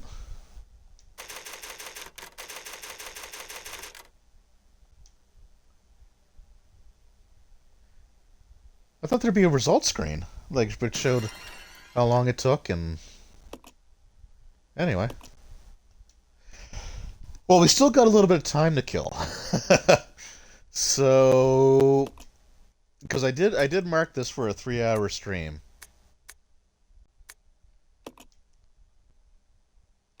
Resident Evil 0. Oh, no, we don't want to do that. So how do I go to extras? Wesker Mode, okay. Alright, so Wesker Mode.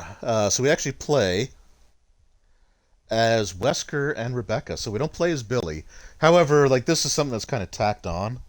I don't think this was in the original game. Like, I don't believe this was in the GameCube. I think the GameCube had, like, the Leech Hunter, and that was it. But the remaster, I'm pretty sure, is where they introduced Wesker Mode. So Wesker takes place with Billy. However, cutscenes will still feature Billy. and Rebecca will still call out for Billy in the game because so this was just sort of tacked on. But we have Wesker here. He can do a shadow dash. So we hold B and then we release it to just do like this flat out run. You can press B while dashing to stop, or you can use the left stick and B to change direction. We can also do this death stare. So while we're in aiming mode, you can press and hold X, and then release it to do like a death stare. So we're gonna give this a try. We're gonna skip over the cutscene here because. So the Wesker character will have like the Wesker voice, but as you can see, Rebecca is now like she's wearing like the mind control device from RE5, and Wesker always had a thing for Rebecca, so like yeah, so he always had a thing for Rebecca. In Resident Evil 2, and even in the remake, you can find a picture or a roll of film that you develop into a picture of Rebecca wearing not a whole lot on the basketball court. Now, the cutscenes, again, when we get to it, the cutscenes are still normal. Like, they're still the regular cutscenes. So we're not going to play, like, a whole playthrough of this, but we are gonna mess around with it a little bit. This is Officer Chambers from Stars. Okay, so the conductor we also absolutely have to kill. Because if you don't, he will follow you through the train.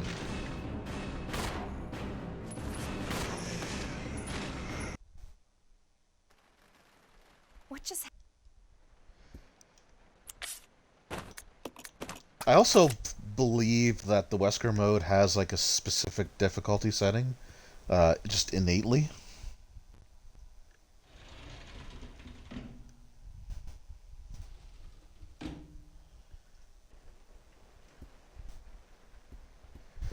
So I don't know how you do Leech Hunter, but we'll have to maybe give that a try sometime. So we're just gonna piddle around with this for a little bit.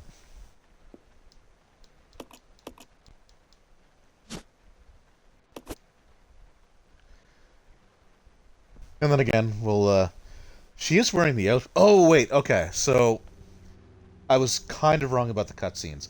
So the cutscenes that are like Lieutenant Cohen.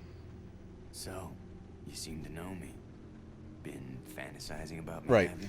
You're the prince. Right. So the cutscenes that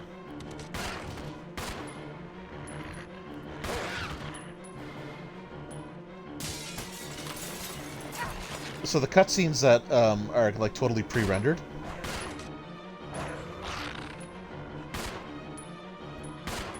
Come on. Come on. No, don't aim up. Right. So yeah, so the cutscenes that are totally pre-rendered, like the ones where Billy rescues Rebecca, or the ones like at the end where it doesn't matter which costumes you are wearing, it shows like their default ones. Those ones will have Billy for sure. But the ones that just use the in-game graphics, they'll actually use Wesker's model, but will use Billy's voice. But when we actually... I don't know if I need this or not. Yeah, I do. Caution already. Good stuff. But when you're controlling both characters together, I'm pretty sure it's actually Wesker's voice. When you do like the, I'll stay here or whatever, like that, those animations. Or cutscenes, I should say. Maybe not animations, but cutscenes.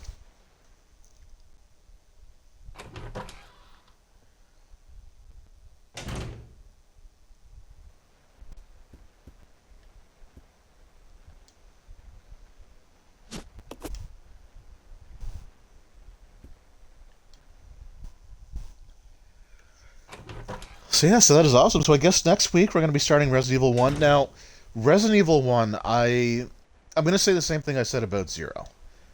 And we'll see if the results are going to be the same or not. But I'm going to give it 4 weeks. I'll give it 4 sessions.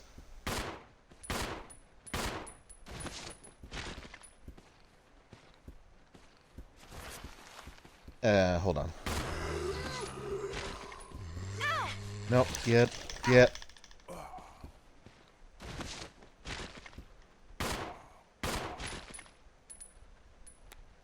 Oh, bad time to do that.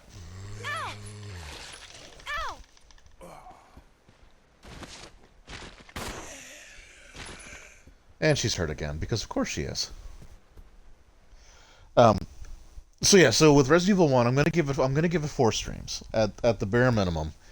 And with those 4 streams, I'm going to, like I said, I'm gonna try. Yeah, so the Wesker Mode does like lock in a difficulty setting.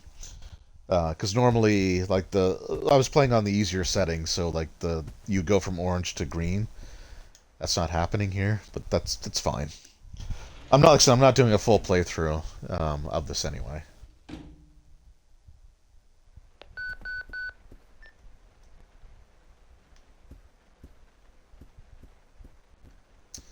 But yeah, so I'll give it 3 to 4 weeks.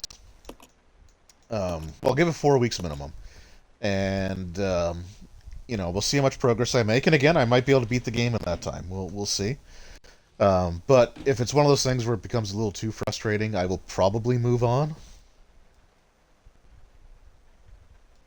Well then, Rebecca, why don't you go in?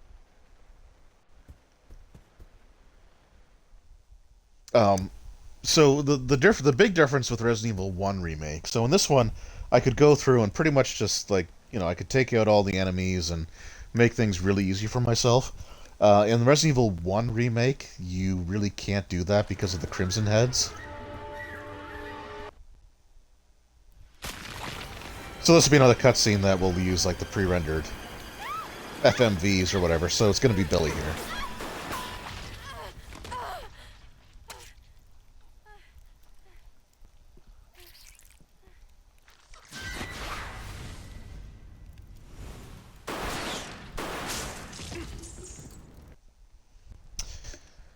But, yeah, so with Resident Evil 1, though, if you kill zombies, they can come back as much more aggressive, much more powerful enemies. Listen, we gotta cooperate with each other from now on. You got that? Well, I don't... Clue in, girl. Or maybe you like being worm bait. Okay. So, hold on.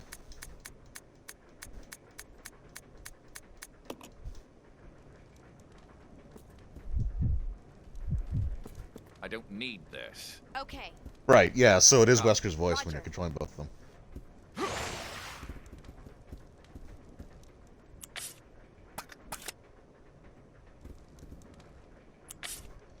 Press and hold X or press and hold Y? Oh wait, no, I gotta be in aiming mode. That's right. That's right.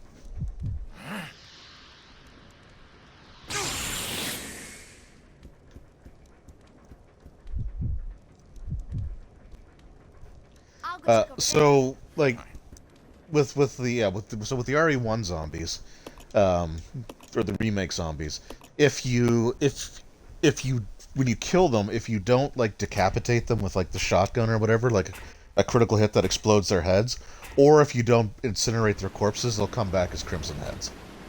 And which means basically in RE1, you're better off not killing anybody, or being very selective about who you kill. So we'll see how that goes. I'm gonna give it a try. And it's something that what I might do if it gets too frustrating, like if I have too much trouble with it and decide I'm just gonna move on. What I'll probably do is practice it in my off time, and then when I can actually go through and beat it that way, then I'll go back and do a stream. But we'll see. Like, the main thing is I don't want to spend weeks getting, like, stuck on something and frustrated.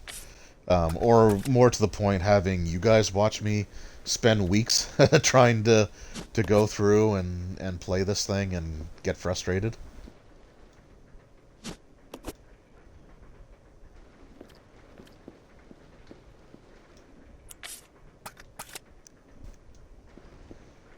So we'll see what happens. For at least the first 2 weeks, I'm gonna like go in totally blind. Like I'm not gonna look up what to do unless I get like super stuck on something. After that, though, if I'm still having troubles, I probably will consult a walkthrough to figure out what to do and where to go. I want to do as much as I can to try to beat the game on the first time around, but at the same time, I'm not going to sit there and frustrate myself either.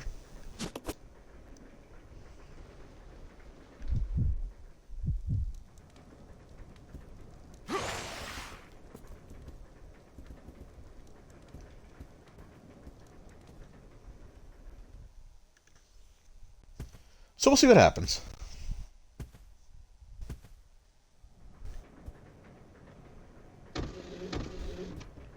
Was this here before?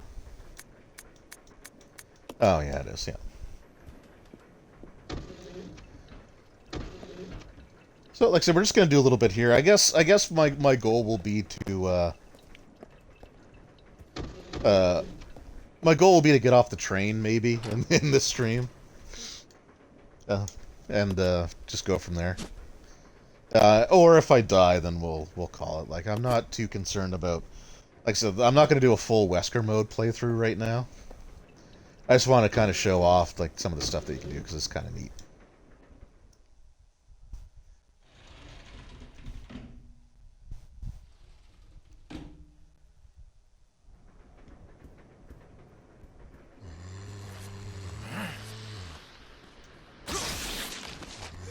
Oh. Okay, I guess I do have to be in front of them.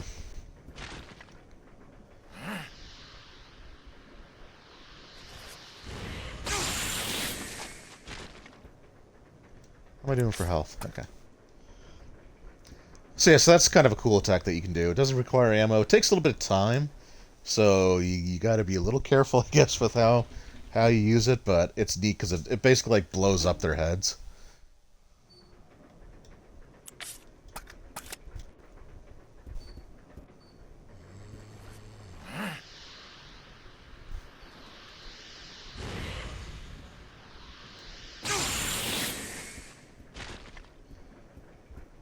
And I think, yeah, I think if you charge up to the maximum, it like clears the room. So again, it's just a neat little thing. Like I said, just an extra mode that was thrown in there. I think there was also an extra room added. I think they said that there was I don't know if there was like an actual additional room added or not, or something that was maybe different about the... I don't know. I thought there was something different about the Wesker Mode in the train, but I could be wrong.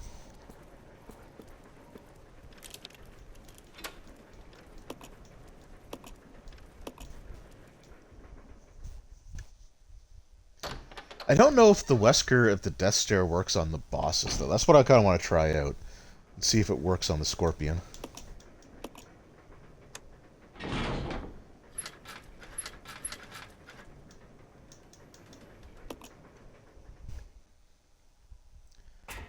And again, I think there's a little cutscene that plays with like the thing moving around on the roof. I can't remember if that's a rendered cutscene or if it uses the in-game assets. So I guess we'll find out here. Okay, in-game assets.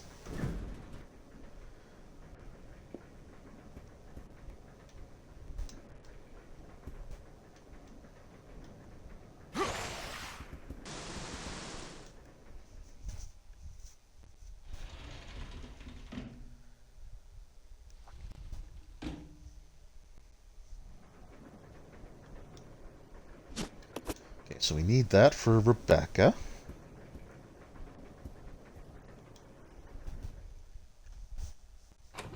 And we'll pick up the hunting rifle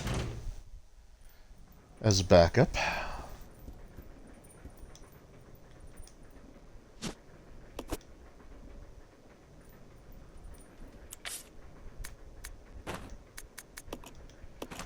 going to leave the knife behind. We will take the ammo. No, no. Okay, good. I hate the fact, so it looked like he was picking up the handgun ammo, which actually I should pick up anyway. I don't know why I was saying I wasn't going to do that, because I have it in my inventory already. But yeah, I'm going to see if the death stare actually works on the Scorpion or not. It'd be kind of neat if it does.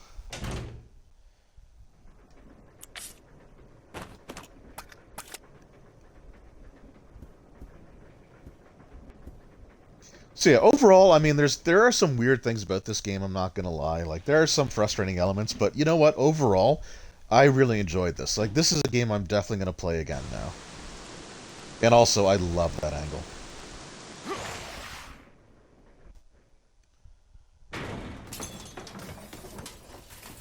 And I still love the physics behind that. Which, again, it seems super arbitrary now, but back then, in like 2002, really impressive stuff. Alright, so we're just going to back up a little bit here, and then we're going to...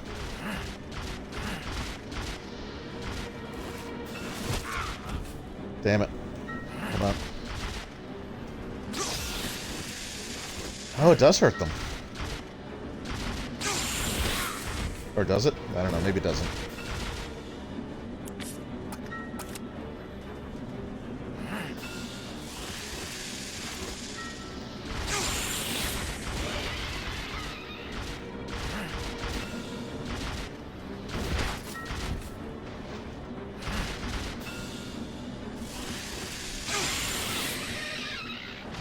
No, that did something. I think he's dead. Oh man, that works against the bosses. That's awesome.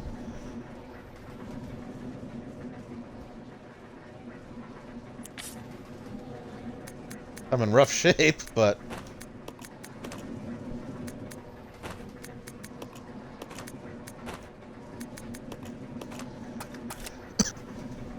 yeah, that's pretty cool. If I would have just used the hunting rifle, I wouldn't have taken the amount of hits that I did, but that's fine.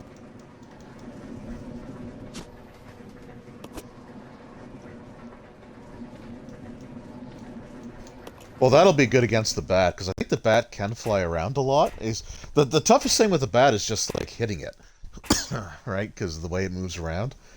But if we don't have to worry about that, we don't have to worry about that. Alright, let's... No, I want the green one, please.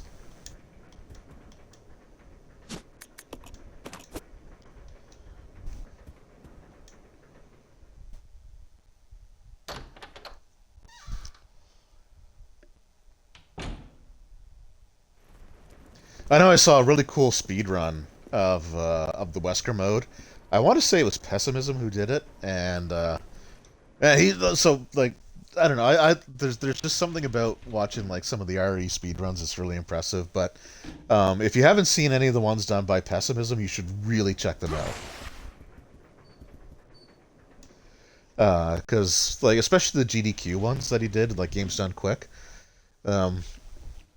Because it's just like a super relaxed, like just like really like take it easy, super like polite and respectful, just awesome stuff.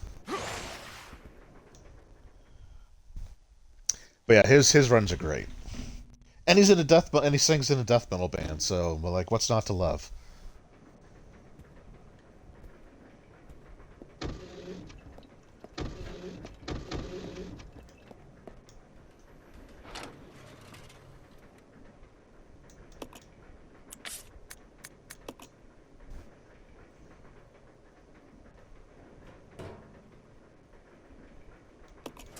And then we'll bring Rebecca back.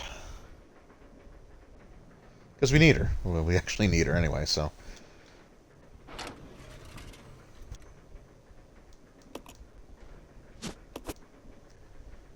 And I think there was a first aid spray in here too, wasn't there? There is not. Okay. Or do I already have it in my inventory? I do not. Alright, we'll just use that.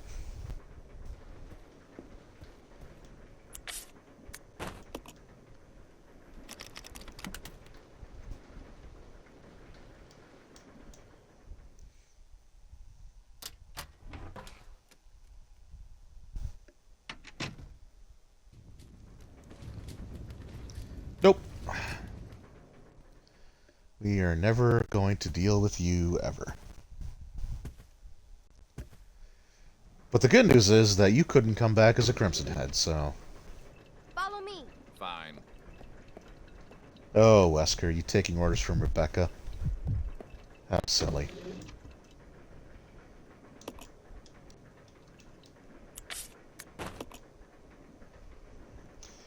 So yeah, since we're like I said, we're just kind of messing around to fill out the next 20 minutes or so.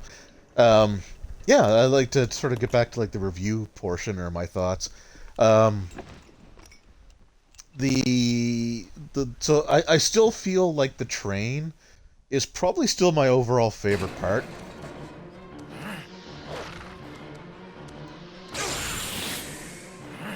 And I don't know if it's just because like I've completed it the most times. Like it was always the part of the game that I could actually do. I mean that could absolutely be a part of it, and I'm not gonna lie about that.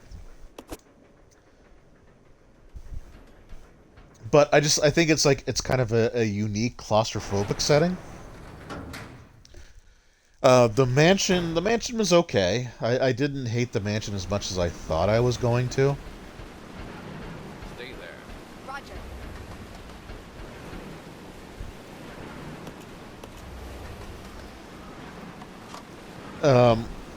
The last part of the game was all right as well, but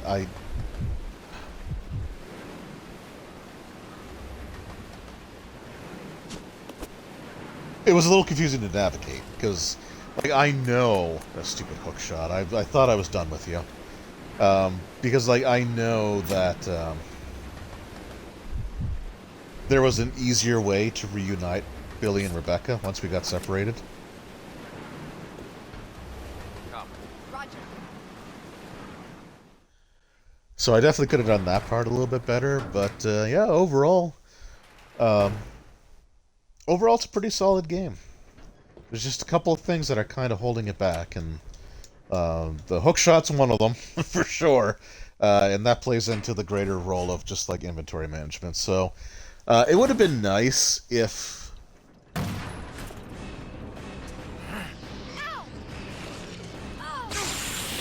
It would have been nice if they would have actually instituted item boxes. And Rebecca's in frickin' caution again. So this is something to look forward to. Oh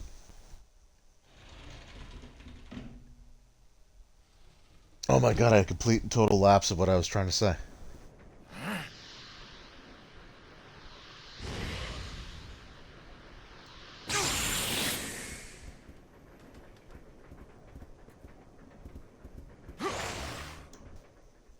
Oh, okay, well that guy ended up getting up. Damn it. Oh yeah, no, so yeah, I think if they could have just ported like item boxes in.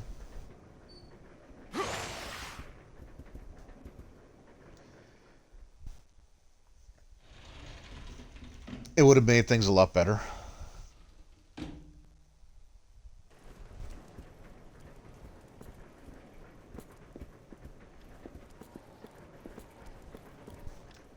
Or also, like I said, just not having things take up 2 inventory spots. You're a huge fan of trains, so the prospect of yeah, no, it's the train section's really cool. It's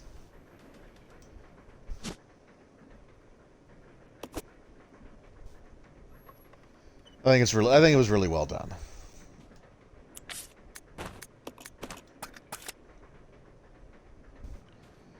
I guess I should actually just equip the gun, just in case.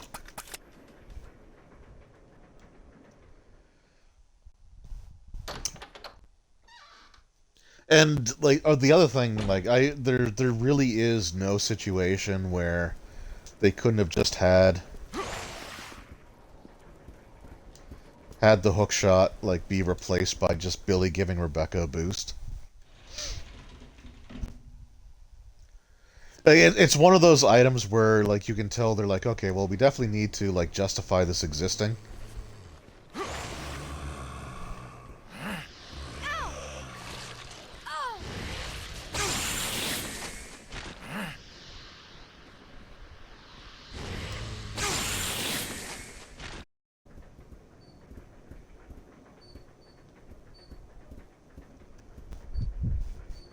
Like it basically the hook shot. The hook shot was a solution looking for a problem. Right? Because like it's so you can tell it's so arbitrary that they put it in there, and then the final use of it, like to have a situation where you need to use it a second time, is just annoying.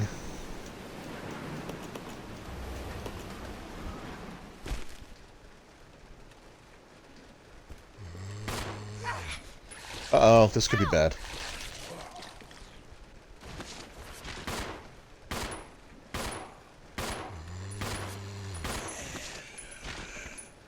Holy crap, those guys took a lot of damage.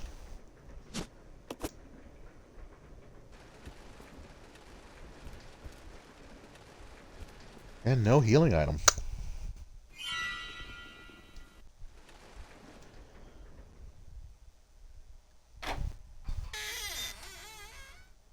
I should have picked up that first aid spray back in the kennel section.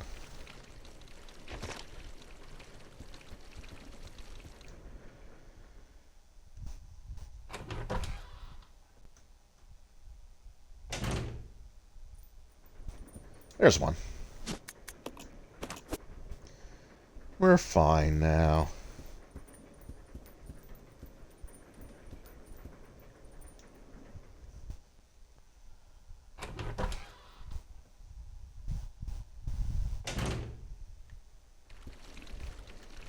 And can I step on you guys? Okay, I don't want to mess around with them too much because they're going to start, like, sticking to me. Used to play Microsoft's Train Simulator. Okay. Accidentally blew up the Flying Scotsman going through a tunnel too fast. Oh, man.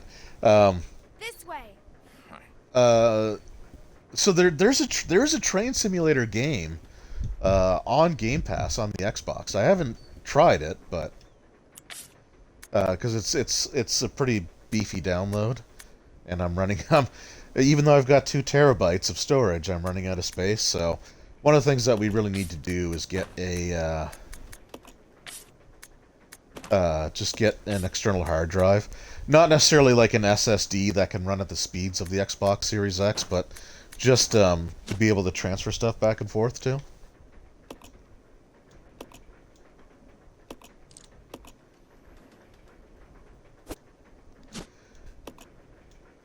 Oops, yeah, I know it's a finely crafted silver ring. No, combine.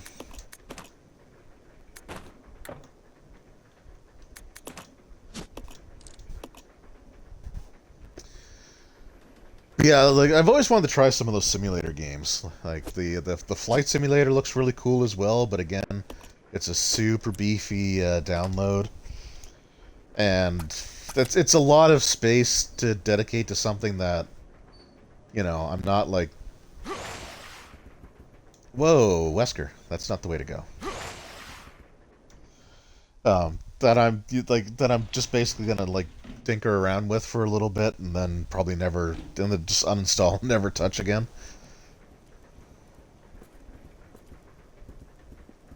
So yeah, we're basically just about done the train section again. Now here comes the final boss of this level, activating the key card. I frickin' knew it. I knew it.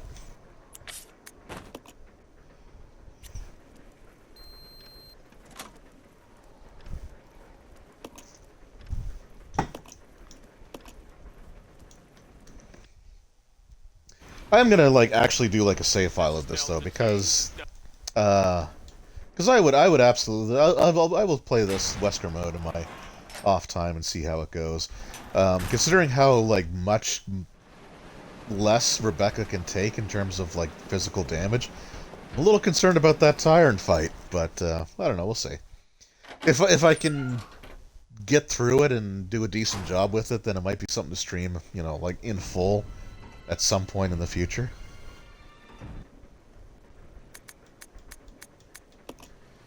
Okay, so this time we're gonna actually take Wesker.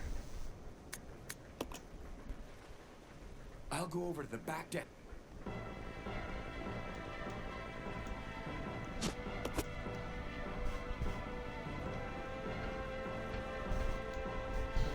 Got a train set. Oh, no. Train sets are friggin' awesome too. Like the I don't know, just the details. Excuse me, gents.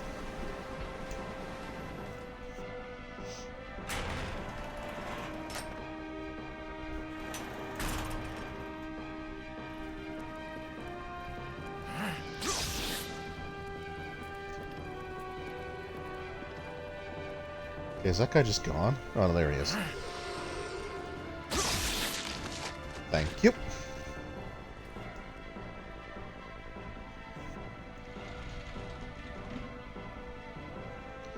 Now we're going to test my ability to do late night simple math again.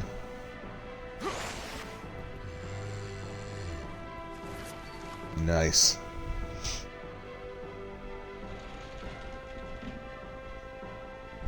There's a lot of moving parts that look cool. Yeah, no, I think it's awesome stuff. Oh, okay, hold on.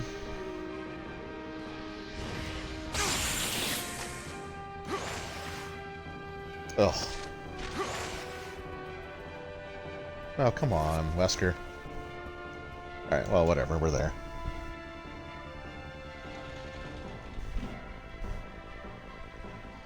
The charge is supposed to make it easier for you to maneuver.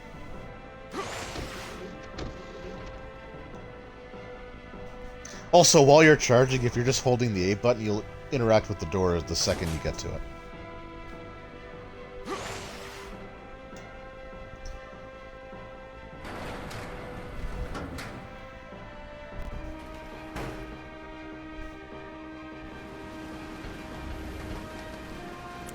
Just please work. Oh, God. Just function, please. Thank you. 81. Alright, so...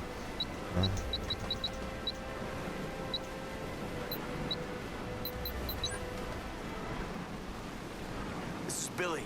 I've engaged the control device for the brake. Is it, though? Is it, Billy? Roger. I'll put the brake on now.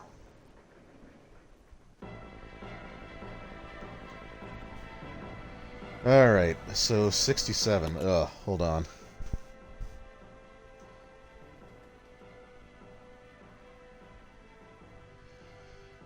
Okay, so 6, 8. Oh my god, I screwed up. I screwed up my counting. So 6, 12, 18, 24, 32, 36.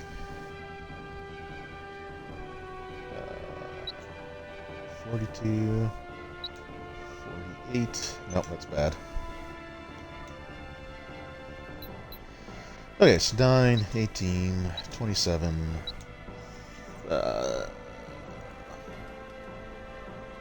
27, 36.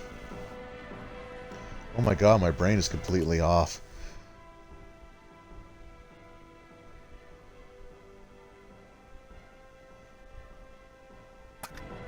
So 45, 50, 55, 60. There.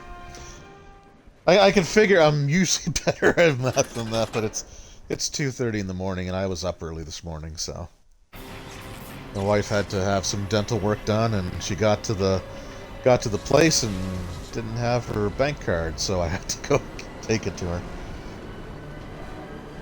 And for you, Sortel, we will watch this train derail in all its glory, my friend.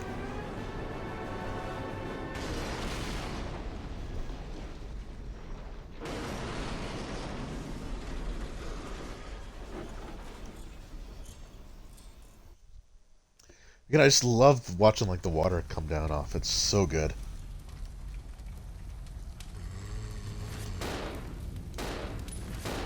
I'll go. Oh. Okay, thank you. I wanted to...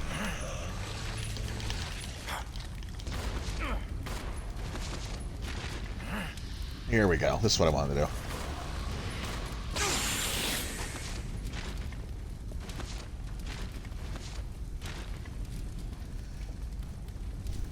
Yep, so I guess the one thing when you crash the train, only the items that you've interacted with actually appear here.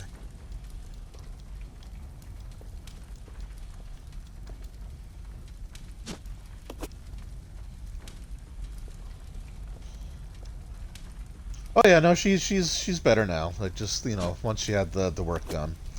It's gonna be a couple of days before she, like, isn't gonna be in pain from it. Basically, she had to have a root canal done. But she has really good coverage, so they covered, like, her benefits plan covered 80% of it, which was awesome because it was like over so.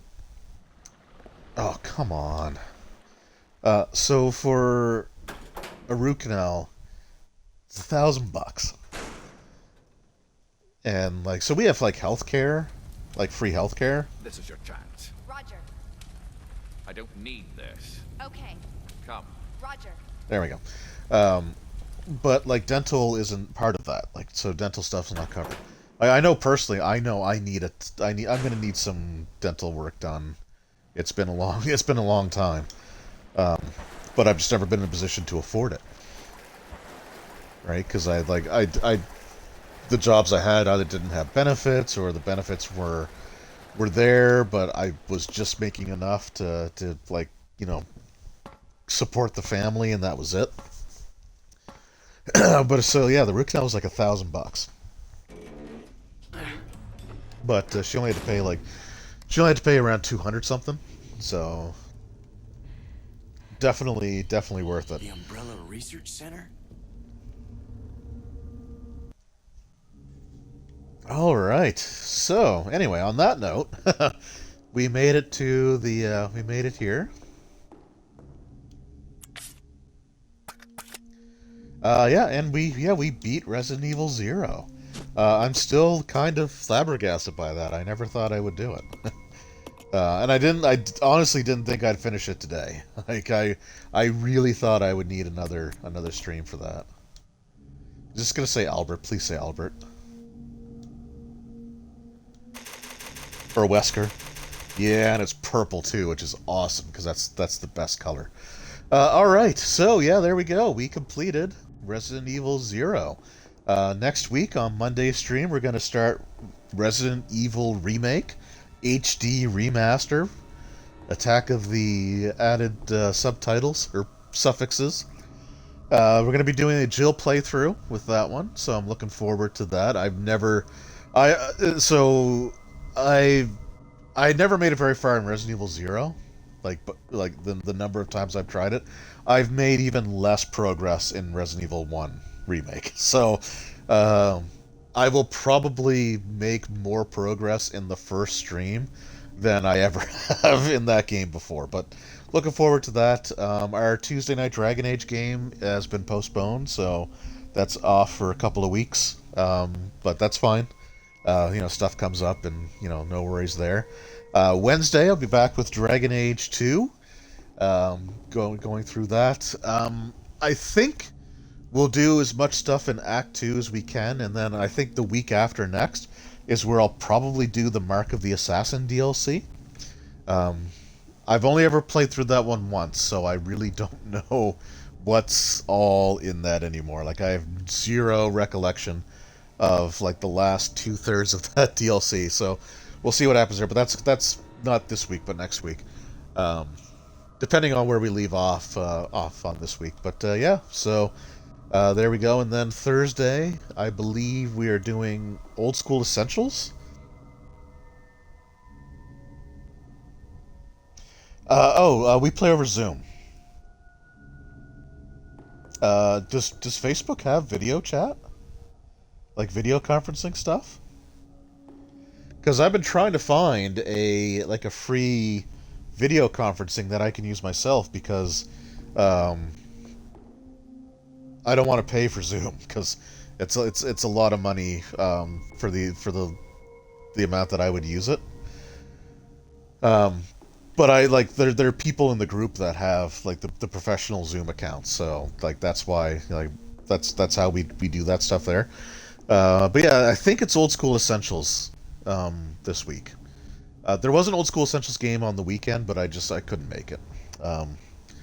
But yeah, I think so. Yeah, I think this week is Old School Essentials on Thursday. Also, tomorrow night I'm going to try to work on a couple of YouTube videos. At least try to get one out. I've got some Paizo stuff I really need to review. So Zoom isn't... You can access Zoom for free, and you can do, like...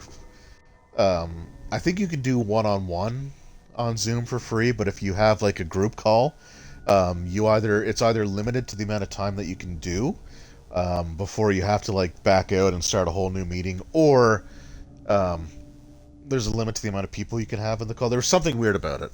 But if you have the paid one, then you can just have, like, large groups and unlimited time, and you don't have to worry about any of that. So you can, and if someone's hosting, and the host is the only one who needs that account. So anyone else that's just playing, like, they don't need to pay for Zoom at all. They could just use the free version of it and go from there. But the host has to have, like, the paid account, or the person that sets it up has to have, like, the paid account if they're having a large group of people, or you're limited to, like, an hour or something like that before you have to back out. And it's so... There's something about it. I don't know all the details. I just know that I don't want to pay for it right now. I might eventually pay for something along those lines, but not at the moment. But, yeah. So anyway, so tomorrow night I'm going to work on some videos and try to have them out for Wednesday, and go from there. So, anyway, awesome stream. I'm going to have to update the description of this to finale, because that's what this was. Eventually, I might come back and do Wesker Mode for a stream, but that's going to be a little ways off. My plan right now is to go through the Resident Evil series, so we're going to go Resident Evil 1, try that out for a few weeks, and if we either beat it or I get stuck and stumped and frustrated to the point where I just, walk away from it for a while. But then we're going to go back to RE2. We're going to do Claire A, Leon B. And each of those should only take a single stream, because we're going to, like, skip cutscenes and stuff, so that should only take 2 weeks each. And then we're going to try Resident Evil 3 Remake, and then move on to RE4, RE5, RE6. For RE6, I'm probably just going to do a single playthrough, because RE6 has 4 campaigns. I'm not going to go through all 4 on stream, at least not, like, one after the other. And then RE7 and RE Village, so we got a lot of Resident Evil stuff here that we're going to go through. But I love the series, and I'm looking forward to it. So just want to thank everyone who popped in and hung out for a bit. Roll stats. I know you can't stay up too late to watch these, so the time that you were here, I did appreciate it. Sword Talon, as always, I appreciate you sticking with me here and chatting. It's always fun to do so. I really appreciate it. Hope your aunt feels better. Hope she makes a quick and full recovery. And hope to see you on Wednesday for Dragon Age 2. So I just want to thank everyone else, even if you just popped in for a second while I'm doing this on stream, or if you're watching this on YouTube after I re-upload it. I do really appreciate it. It does mean a lot to me. Hope you guys have a great day, evening, morning, afternoon, whatever time it is for you that you're watching this. Hope you have a great week, month, whatever, right? The support, like I said, even just watching it for a few minutes, it does mean a lot to me. And I will see you all next time. Until then, take care.